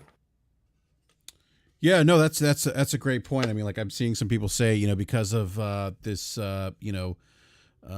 homogenization of PC and console, we're seeing more games, broken because like Counter-Strike is saying, we're in the patch on patch era. And so he's using that. We've been in that era. Yeah, I mean, that era. And this is the thing I pointed out today, right? Teams have been making the decision. This is a thing like this label of day and date, right, is being used, if not incorrectly, just in a different way. The topic of day and date has always been, and for a very long time has been, a topic of whether or not you were doing concurrent development resulting in a concurrent release on multiple platforms, right, inclusive of PC. That has been a topic of discussion since the 2000s, right? Need for Speed Porsche Unleashed launched for both Windows and the PlayStation in March of 2000. This is not a new topic. Development on Morrowind was concurrent, right, and overlapping, right, for PC and for Xbox. The releases were staggered 6 months apart relatively, right? Teams have been doing this for a long time. Cross-platform game, right, first came out in, I think, 2008, right? So day and date in terms of management of the production pipeline has been going on for a long time. We're now including under that label and conflating the topics and coming up with this connotation of whether or not it goes day and date into a subscription model, which, as I've said before, there's a separation between technology, business model, and delivery, right? And what I'm saying is and I can see why they would maybe come down on this decision. If people are trying to manage production pipeline and get games out on a release calendar and get a certain number of releases out per console generation, then I can definitely see why they wouldn't want to be anchored with the dependency on also meeting the requirement of feeding the subscription service, which if you're going to do it the way Xbox is doing it, where it is highly dependent on new releases, right? Then, as we talked about like weeks ago with where the Microsoft production pipeline is, then that business model, right, becomes highly dependent on how frequently new games, and in some cases AAA first-party games, are going into that service. When you do it the way Sony's doing it, where it is much more so a back catalog and is not so hyper-focused on new releases, they don't have that dependency, right? And so there are two different business models and two different approaches to that. Yeah, that's a great point. Let me grab the super chat here. Ralph with the $5 super chat says, thank you, Ralph says, when the PS4 Pro was released, by their logic, the OG PS4 is compromising all games made for both, as it's a weaker. I never heard a complaint about that. Thank you for that. Hey, we didn't hear a complaint about that because it was the same architecture. And it was all underpowered. But this new stuff is like, there's actually a delta between the Series S and the Series X. And while they're still utilizing the same architecture, the large portion of that is the RAM and the memory. And that's something that like you have to play, a fact into when you're developing these like cross-generation games or just games in general, right? But the PS4 Pro and the PS4, man, this stuff was trash, man. All of that hardware was trash. Yeah, the Jaguar cores were booty. Yeah, like I don't know. There was no complaint about it because you can't complain about it. There's you can't hold back anything that's already held back. You can't hold back anything that's already severely underpowered, undersold. That's just basically crap. I mean, like we basically had to work neutered the entire time with one hand tied behind our back and one eyeball. And I speak from experience because our game launched on 8 different platforms or 8 different SKUs and 3 different platforms: PlayStation, Xbox, PC, and across 8 different SKUs. And I had the wonderful ability to work for a PlayStation, work on the PlayStation 4 model, work on the dev kit and the debug kit. And I'm going to tell you guys right now, like, that was very, very hard. And I've said this a bunch of times, like, we couldn't even add in extra animations or extra executions and stuff like that. We had to reuse old skeletal models and everything when we implemented Aiden Pierce and Wrench into the game, because we could not fit new animations into the old memory. And like, we had to just keep it separate. Yeah, not separate. We had to keep it uniform across the board, across all 8 different SKUs. So we couldn't have a game that's, has all the new stuff and then on the PlayStation 4 or on, the Xbox One, the original Xbox One, be essentially an entirely different game or a different playing game because it had new sets of, DLC or other things like that. And those kind of compromises that you guys are never going to see and you guys are never going to hear about. And that's just, again, that's just something that, like, designing from the ground up across multiple SKUs like that, again, specifically working for the PlayStation 4 and the 4 Pro, there was not that much of a difference. Yeah, no, thank you for that. No, that's great insight, Deli. By the way, Slow-Mo, you hate spinning drives. That's pretty funny. Absolutely. Yeah, spinning hard drives. Slow-Mo hates those. Look, I do want to transition over to something else real quick. I was hoping to get some Fortnite in tonight. I don't think it's going to happen, but anyhow. You can always get Fortnite in. You ain't got to stop. You ain't got to keep going. No, I got to do. I got to get to. I got to get to bed. Yeah. So there's another. Hey, Arsenic Steel, Watch Dogs only needed 6 gigabytes of RAM. It was not the console limiting the animations you can include. I'm not going to say anything else. All right. I know exactly what needed to be in the game and what not needed to be in the game. And we had to keep it uniform across the board. We couldn't launch the PC version with, like, everything that we quote unquote wanted to fit into the game. That's not going to fly with the publishers that we worked with. It's not going to fly with the technology that we had. It's not going to fly with the contracts that we had in place. So, like, yes, Watch Dogs only needed 6 gigs of RAM, like, blase blah. I worked on the game. I know what it needed and I know what it didn't need, and I know what we had to cut, because we were all there in those meetings when we said, hey, we had to cut entire levels. We had a story that had 5 different endings. We had to cut all of that. We couldn't do it. We couldn't have enough space. A lot of our game was audio, and a lot of our game was the technology that we had to create the citizens in Legion. We had to keep that. That was something that we could not compromise on. So we cut everything else in the game. And so, I'm sorry, go ahead, Deli. Go ahead. No, that's it. And so this has been the topic this week, right? Theoretically, there's a conversation about games that is a dialogue, right? But what we have here is no conversation of games, right? And people being insistent on a particular narrative, despite the fact that a technical expert steeped in the domain is sitting here telling you guys, right, or telling at least this one individual that the thing that they think was an issue was not the issue, right? And so here's the thing. I mean, and I mean, Deli's actually been trying to coach me this to feel this way. Like, we should just stop wasting our breath, right, trying to convince people of to come off of their narrative. As I mentioned to BRAP today, right, as he was arguing with one individual, and I'm like, just certain people are clearly making choices not to change their minds. And so, I mean, believe what you want, right? Extrapolate whatever you want, right? Make your own purchasing and buying decisions. complain about Sony putting their games day and date on PC, but I mean, what we have as a fact is the fact that the person running the show said that he wants half of his games on PC by 2025. So I don't even really know what we're arguing about, right? The guy who's running the show has said it's going to happen. So you can be unhappy about it, right? But the ship is clearly going down that path. On top of that, when we get around to launching live service games, they are unquestionably going on PC day and date because that's the only thing that would make sense. Absolutely. Yeah. You know, it's interesting. It's kind of what you talked about. Like this, there, you know, we have Deli here who actually worked on a game, and we have someone pushing back on a guy who actually worked on a game. And I would even question if the individual pushing back on Deli has ever developed a game himself, because that's the other thing we see. We call them armchair developers or armchair analysts, armchair CFOs. It's fascinating to me because again, we had there was an example of this on Twitter where somebody was arguing or trying to debate Michael Mumbauer, who actually has insight into the Last of Us remake, and he was trying to tell Michael what they were doing in terms of reskinning animations or characters, and he's like, no, that's not how it went down, and he's still debating him. It's maddening. Right. It's pure madness.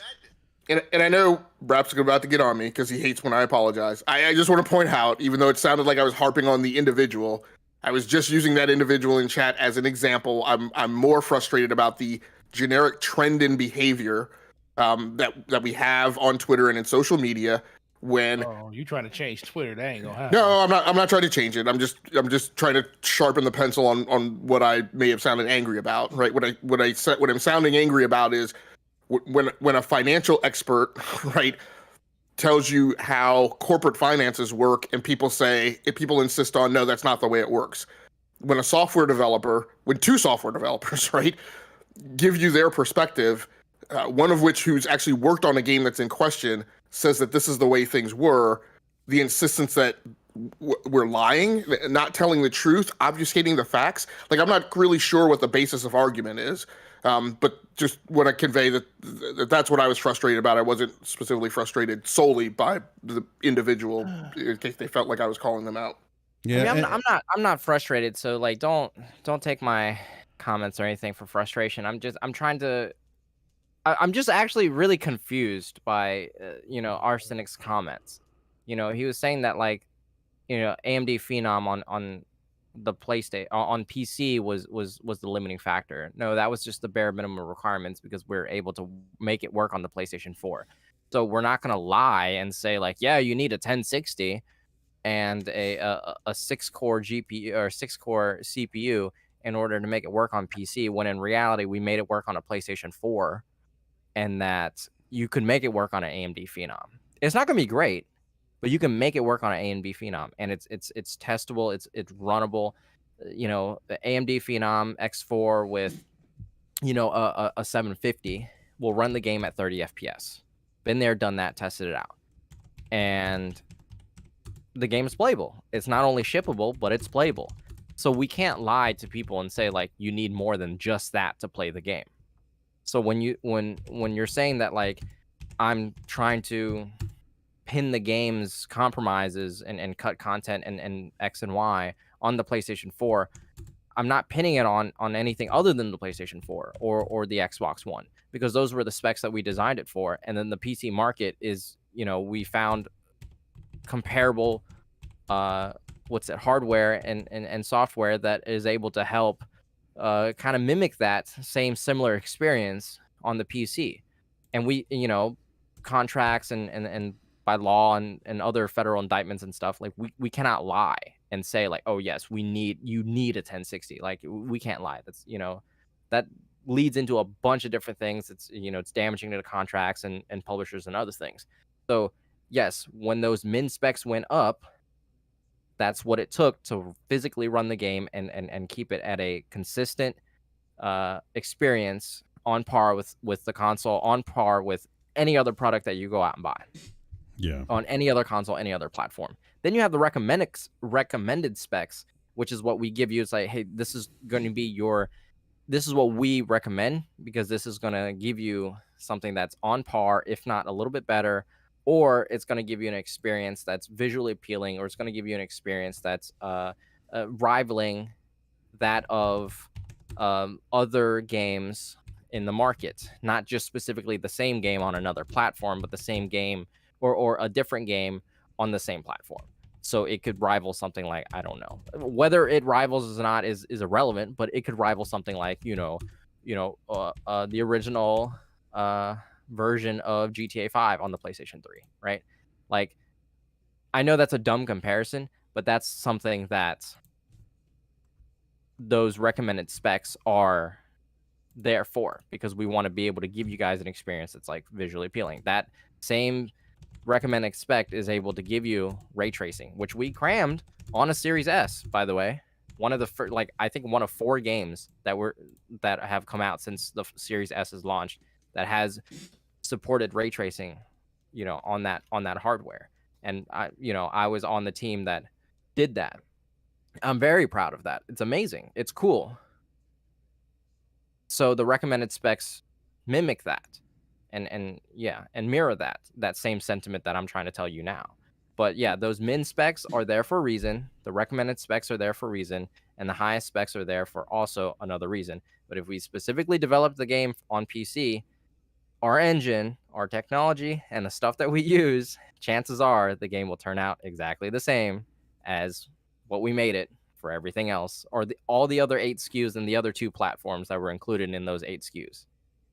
Yeah, I just want to bring something up too. Like Counter-Strike says, the appeal to authority card doesn't work on some of us. I don't think as somebody presenting themselves as a subject matter expert, or actually being a subject matter expert, is being authoritarian. I mean, they just know what they know because this is what they do for a living, and I don't know. I don't understand that. Like I don't ever pretend to know more than a financial analyst.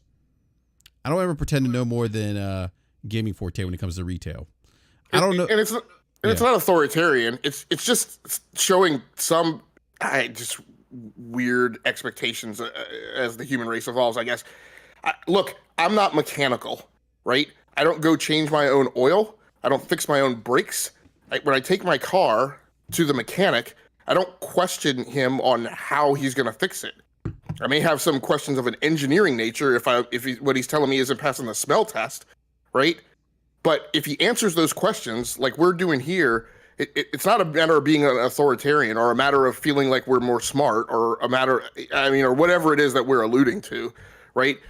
When somebody has, Jesus Christ, basic experience in a freaking domain, right, and gives you an answer, then it makes sense to me to question that, but like the vehement pushback is what I don't get.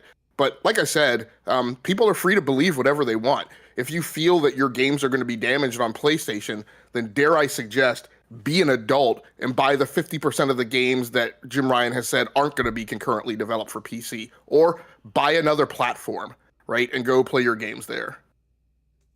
Yeah, Stone says alpha privilege. But they won't do that. They'll just keep complaining about things they don't understand and don't know. And then when they hear from people who actually worked on said games and then tell them they're wrong, they'll just keep doing that because they feel like that actually proves their point, or maybe they think they're smart if they do that. I don't know. It's I'm sorry. Go ahead. Yeah, I'm done. It's just I just think it's. Go ahead. Just want. By the way, you guys haven't heard an authoritarian tirade at this point, right? You may think that you have, but you haven't. This is very light touch, right? Just trying to kind of nudge people into what we might recommend, right? Another perspective be that you consider, but nobody, like I said, has jumped here off the 10th floor and said, right, and thrown the hammer down and said, get out of my face with all that crap. Yeah, and while you don't have you don't have to have raw experience in developing a game to have like basic knowledge of the process or like seeing things on the internet. That basic knowledge of the process, like the process is much more complicated, much deeper than any amount of basic knowledge. Anything that you could read on Twitter or on the internet is scratching the surface of how it is to genuinely be in there 40, 60, 70 hours a week developing a game to ship something. It's very it's a very much a different experience when you're in the seat of a game developer developing a game, and something comes up, and we have to tilt shift the entire ship. We have to correct something. New consoles came out, we had to delay the game an entire year. That is something we didn't even see coming. We just straight delayed it. And then we had to work on this new hardware. We had to port all of our stuff. Like, the basic knowledge of game development process is not going to cover that kind of experience, because that experience only happens once a generation. And I'm very blessed to have that experience, and I would not wish that experience on anybody at all, period.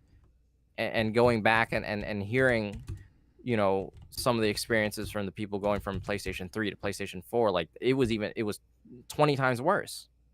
So yeah, I just, basic knowledge is great, but like, sometimes we have to concede that information, because we're, the game in question here is the game that I worked on. So that's what confuses me the most. That's the part. That's the part, Deli, that had me like, what? Like, hold on, wait a minute. Like, you're actually debating the guy that actually worked on the damn game? And Makes that's no sense.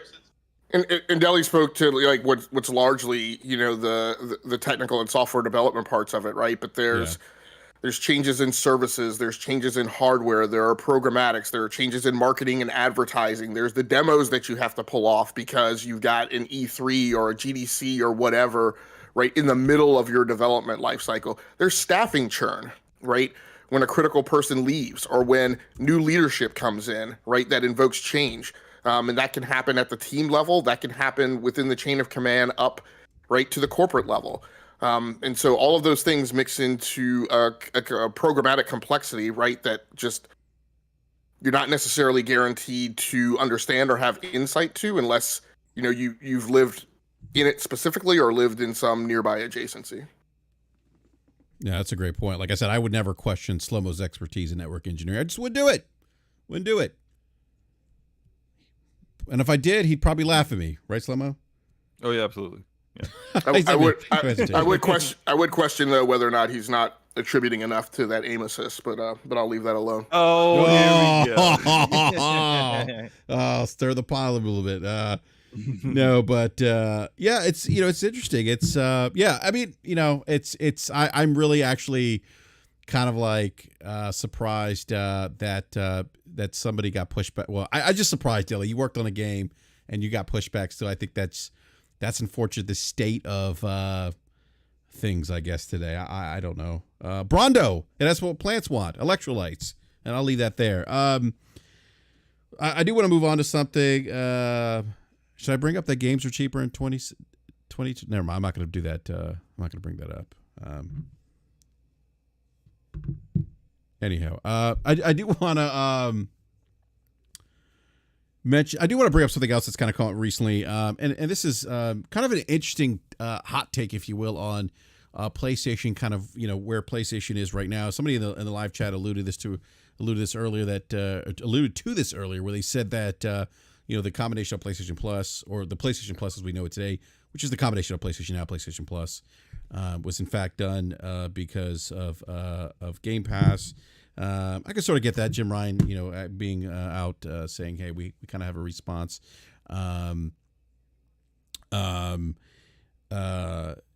For Game Pass, but there's something interesting. Like I'm seeing people running with this thing of, yes, Sony's actually following Xbox because they're doing cloud, they're making acquisitions, they're doing streaming, they have hardware iteration now with digital consoles, and I'm like,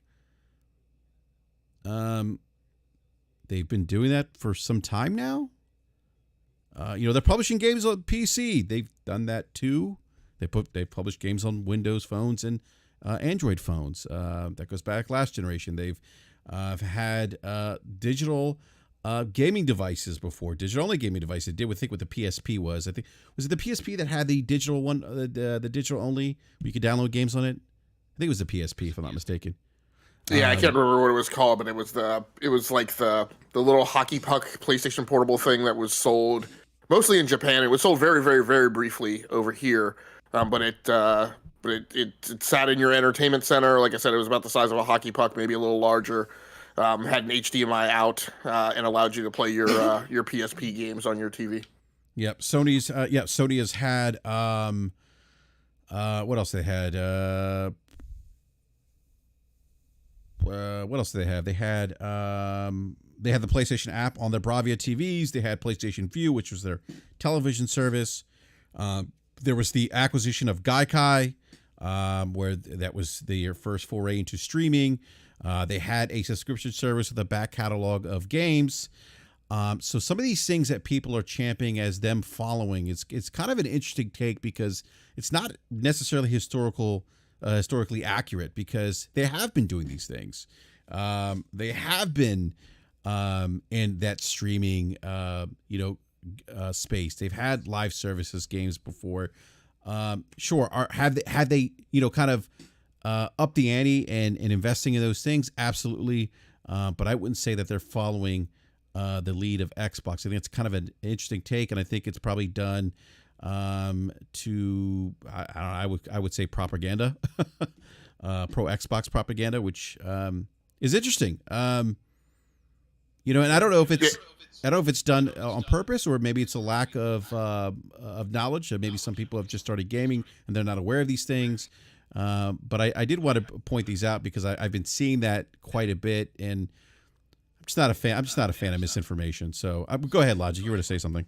Well, I just want to correct myself. So I said it was the PlayStation Portal. It was actually it was called the PlayStation TV. It was actually basically a Vita, right? That would plug into your TV. Yep. Okay. That's good okay. too. Yeah. You had one, Forte? Mm-hmm. Yeah, I had a Vita. Then I had the Vita TV.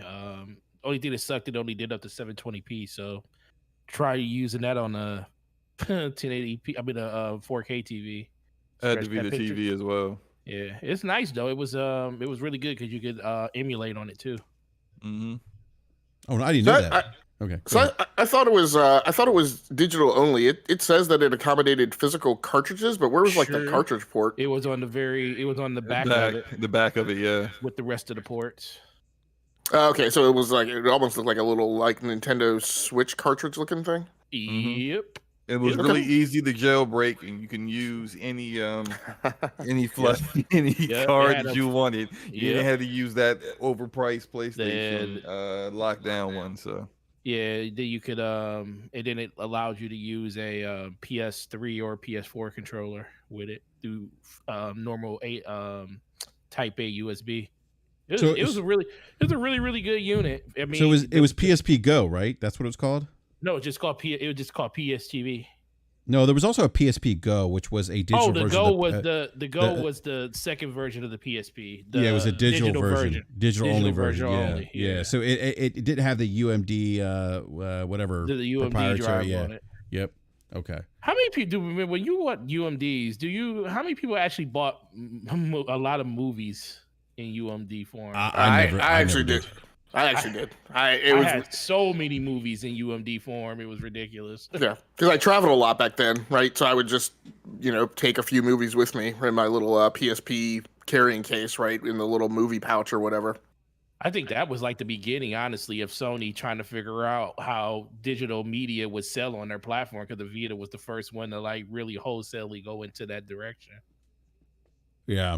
But my point is that, Sony's done all these things before. I mean, this isn't new.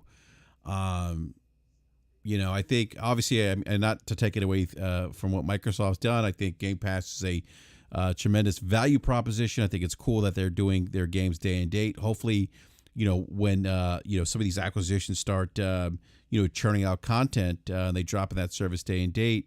Finally. Like I said, when they start, and it's exciting, and I think and I bring this up because one, that narrative of them following is again historically inaccurate.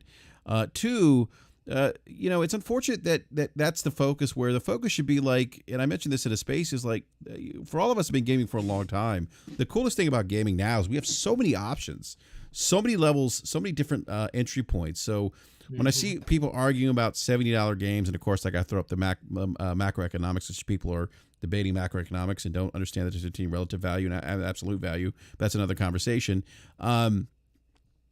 that if you don't want to buy $7 games, there's other points of entry. There's subscription services. There's Game Pass.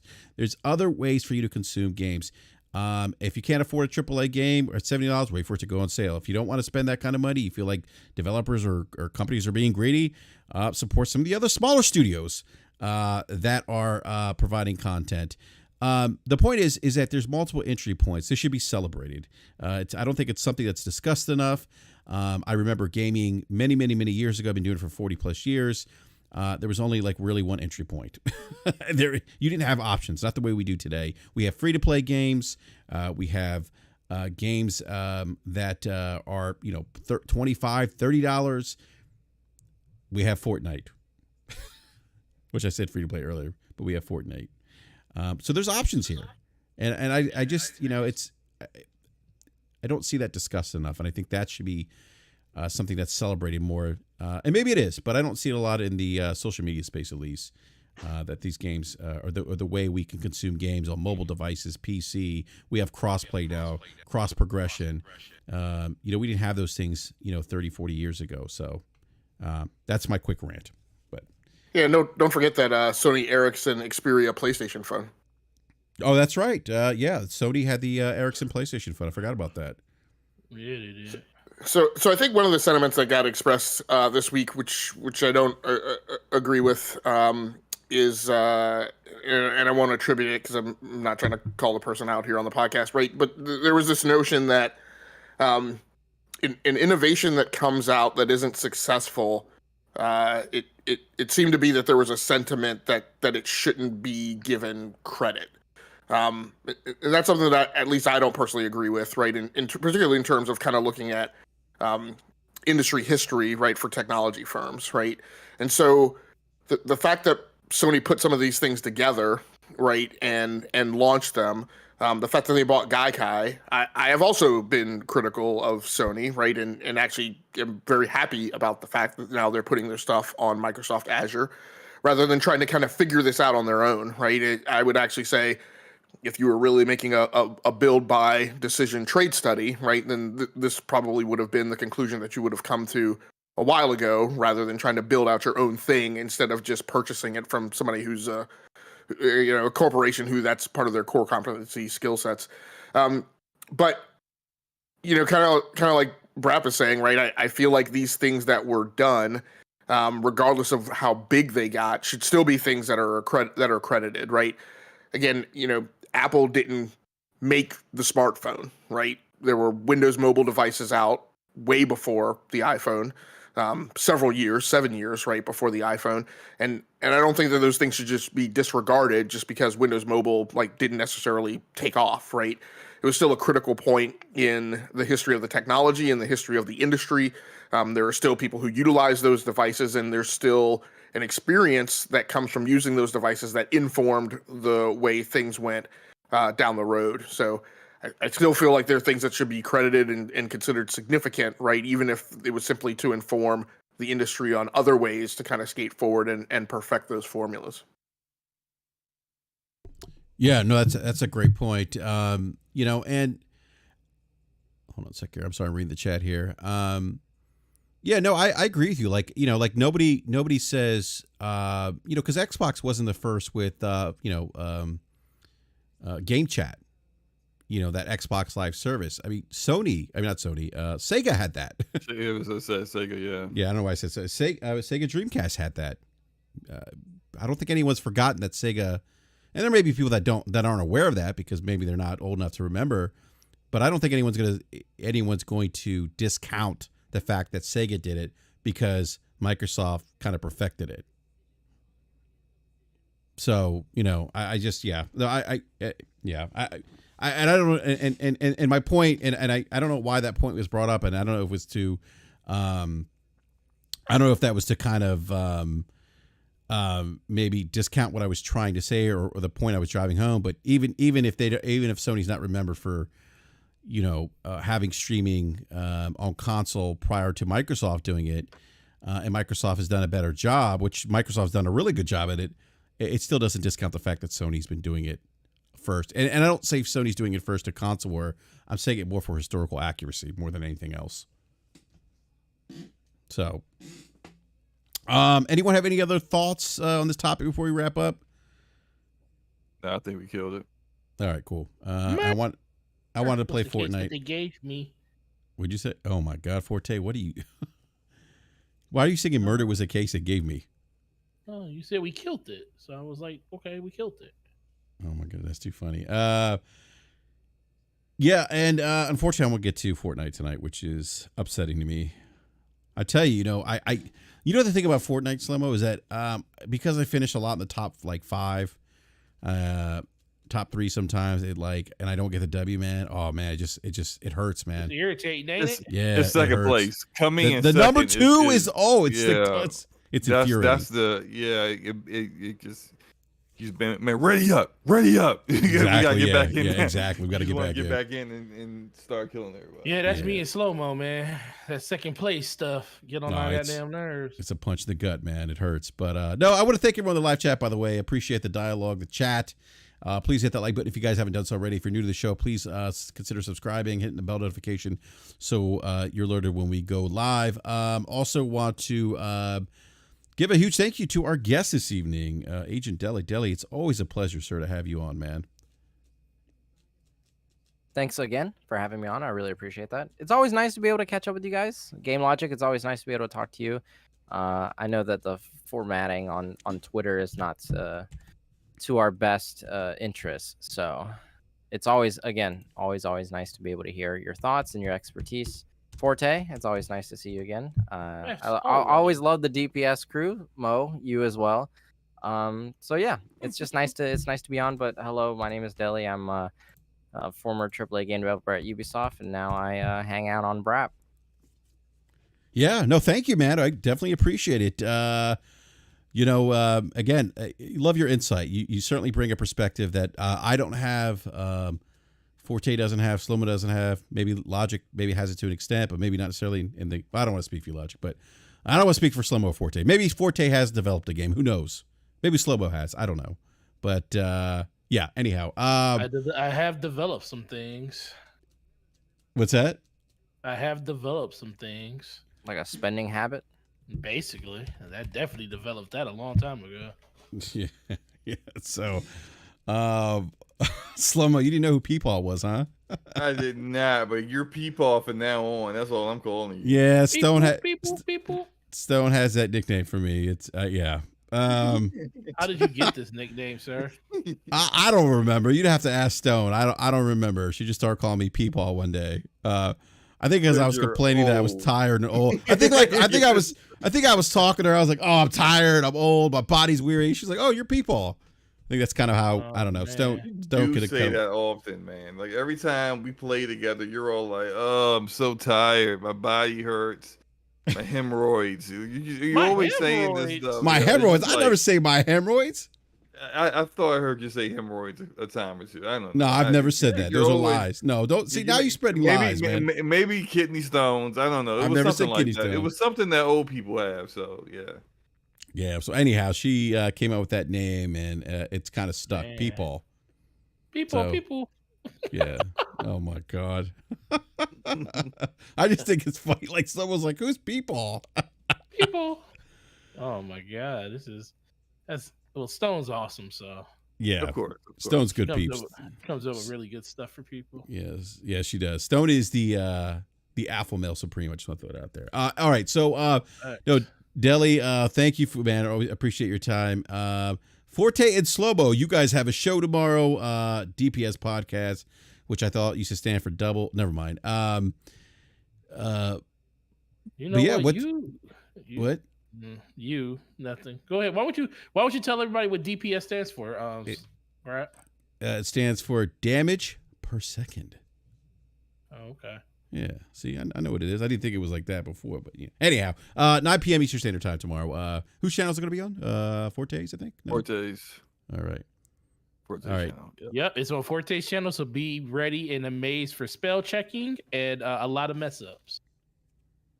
Or you could just take the extra time to make that sure was a there's joke. none of that stuff. Good No, God, can you it will not be because it's going to happen. You know what? Now it will happen. It was going to happen anyway. So I just it doesn't happen on days that I don't work, and tomorrow I don't work. So But now it will happen on purpose. I will find little ways of making No, it. I think it's charming. You should leave it in.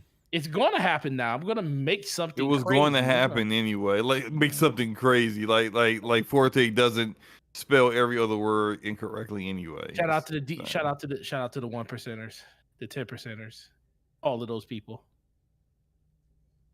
Yeah, shout out to them. Yeah, big shout out to them. Yeah, big shout out. Please, one thing that we can agree on right there. Yeah, please support Forte and Summer. By the way, you guys do have a great show. I really appreciate the content you guys put out there. I appreciate that, sir.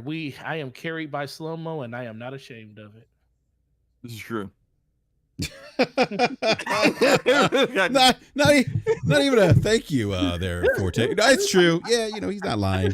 It's true. That's hilarious. Listen, I know how to tease slow-mo up. If I say something, the slow-mo gonna be like, "Oh, a compliment? Thank you. I'm just gonna take this and run with it." No doubt. So, so definitely check those two gentlemen out tomorrow night. So, it's always a great show. And then we have my man Game Logic. Game Logic, always a pleasure. I don't know if you probably. I don't know if you want to be found, but if you do, just let everyone know. If not, I understand. So I don't. The people who are really interested in the style of gaming conversation that we have will seek it out and find it. And again, I do. Although, like I said, BRAP will get on me. I do apologize if anybody felt I came at them for things that they said. It was just kind of like Deli said. It was just kind of a mass point of confusion. And I expressed that. So hope to see you guys next week. Don't you dare apologize. What y'all be doing? What is this? We apologizing for our opinions now? Come on now, man. Hey man, I like to try and keep it courteous. If you're gonna do that, stay off Twitter. Very true. I mean, you're not lying, and Forte. I have been. Yeah, pretty much. Yeah. If you're gonna do that, just stay off that platform. Yeah, that's why I say I love Forte and Slow-mo. Like they're off Twitter, not really. Like I think sometimes Forte is off Twitter. Slow-mo Forte is off Twitter. Well, I don't live on Twitter. No, How many tweets total do I have? I mean, I guarantee you're well over 10,000. He might be. Maybe where do you even see that? Go to your profile and scroll up, and it will show at the very top. I don't see it. Oh, where's it say on the top? I don't see it. Yeah, we don't need it. We don't need to review it's like 20,000 tweets probably. Where do you see that at? Because I'm go to your profile name. You got to do it. Okay. In the game, not the game, some people think it's a game, but yeah, go in there and hit when you get your profile. Oh yeah, I got some people is the only. Hey, how many tweets you have? How many tweets you have, Slow-mo? You go first. I'm at 30,000. Okay. 30. Okay, I'm less than that. Oh. 30,000. All right, I'm at 73,000. Holy damn! Yeah, exactly. Look, Wait. Twitter the way y'all think I do. Okay? No, I've been on Twitter since May of 2013, in gaming Twitter, May 3rd, 2013. I've been on Twitter since September 2011. I'm about to cross 10,000 finally. I've been on since November 2016. I got 22,000. I think I'm gonna go on the Twitter tweet rant because I'm almost at 10,000 tweets. I'm at 9,238. Wow. Hey, BRAP, I know still a lot for me. That's kind of crazy. Hey, BRAP, I know we're trying to wrap up and people are dropping off. Can I say one other thing that I haven't mentioned before? Yeah, go ahead. So I just want to point this out because I just kind of saw this scrolling by on Twitter, and there was some discussion of outrage. One thing that I do want to add right on this topic of prices and pushback and vocalization of things people say they don't want on social media. So listening to, I can't remember exactly what it was called, but there was a recent gaming event hosted by Venture Beat a couple of months ago at a time when I was doing some freelance writing for them, and so I listened in on a lot of those. Yeah. Yep. And so I listened in on a lot of those conversations and reviewed a lot of those interviews and wrote up a couple pieces on some of them. And one thing that I want to point out, right, is the gaming industry, the business part of the gaming industry, when they look at all this outrage, what they have seen over time is that the outrage will bow wave and rise up, but it will not be reflected in actual consumer behavior. And so one thing to keep in mind is, again, if you're protesting against $70 games, microtransactions, whatever your poison is that you choose to pick, if you don't alter and actually behave in accordance with your complaints, then it doesn't mean anything. The gaming industry, the business side of the gaming industry just says, yep, they'll complain for X period of time, and then they will just go right back to whatever they've been doing, right? And this is part of my dialogue that I'm always on and on and on and on about, right? Which is that people complain and they don't actually have meaningful feedback around it, right? They just complain. They don't actually back it up with any data or any reasons why things should change, right? Just prices shouldn't be higher, right? With no justification or rationale behind it. Or the justifications of the rationale are just false, right? So there's that, right? You mean like companies have record profits? Well, right. Or record revenue, right? Without incorporating the notion of, cost of goods sold and yada, yada, yada, right? But let's not go down that path, right? Just the point is that because of the behavior of the gaming community in our vocalization of things that are irrational, right? A lot of what these companies have taken and decided is that it's just torches and pitchforks and it doesn't mean anything and it's mob mentality and we're going to move on. So that's just a data point to kind of put in your cap and figure out what you want to do about it. Well, it's funny, like all the fucking noise about the Last of Us remake. I tell you what's going to happen. The game's going to come out, it's going to review, and you'll never hear a peep about the game again. You won't. Oh yeah, that's definitely a thing. Like, right? Like, people are going to be so outraged about this game. It's going to release, and the day will come, crickets. Because all the people that were boycotting said game end up buying it. Like, it happens every single time. How many times have we seen that, Slow-Mo? Right? Right. Yep. So my point isn't to say to people that, you're part of the mob and you're the one running around with torches. My point is to relay to you, right, sentiments that I've understood, right, from covering the interviews, right, from people who are in the business of making games and in the business of making the industry go from a financial perspective. So that's, again, just a bit of knowledge and awareness I just wanted to kind of pass along. No, I appreciate that, but no, you're right. I mean, like, there's a lot of, and I've been on gaming Twitter since 2013. 9 years I've been here, 9. And I've seen some wild shit on gaming Twitter, but I like a lot of the banter, a lot of the conjecture. It's a cycle. I saw this last generation, and yeah. The funny thing is Twitter isn't really that bad. It's just that when people get in their minds that their opinion is the only opinion, or they're parroting the opinion of 15 other people that they listen to that have absolutely no clue about what they're really talking about, but just because it sits in the wheelhouse of something they believe in, that's what makes Twitter frustrating. Because in general, you can have a really good and actually educational conversation with people on that platform. It's just that people like to just follow along with what everybody else says, and they don't even know if they believe it themselves. They just know that somebody that they like or somebody that they feel like, quote unquote, respect, they feel like they're the ones that they're kind of backing when they go along with all this freaking rhetoric that they try to spew on Twitter. And that's the disappointing part of it. Yeah, no, I hear you. I do think, though, I don't know.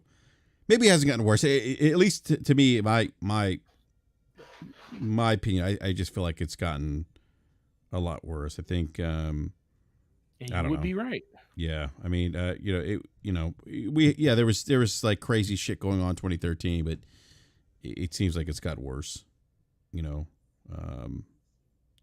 Anyhow, I'm all in right. love with a stripper. Yep. Stop. We riding that pole. All right, so like, okay, what's happening here? It's time to go. I'm gonna get up out of here. Forte's starting to sing. It's time yeah. It's DBS podcast tomorrow. The intro, slow mo. I will sing his intro live for I'm everyone. so excited. I'm gonna be tuned into DPS. I'm so ready for that concert. Yep. All right, I'm out. Slow mo what people want. You gotta give people what they want. Slow mo. I don't know. I don't know if the people want to hear you sing. You I'm be in love with a surprised. stripper. I don't know about that. I ain't say that song. I'm just saying we're going. Slow mo's intro will be sung. Can you give it to me, Kurt Franklin style?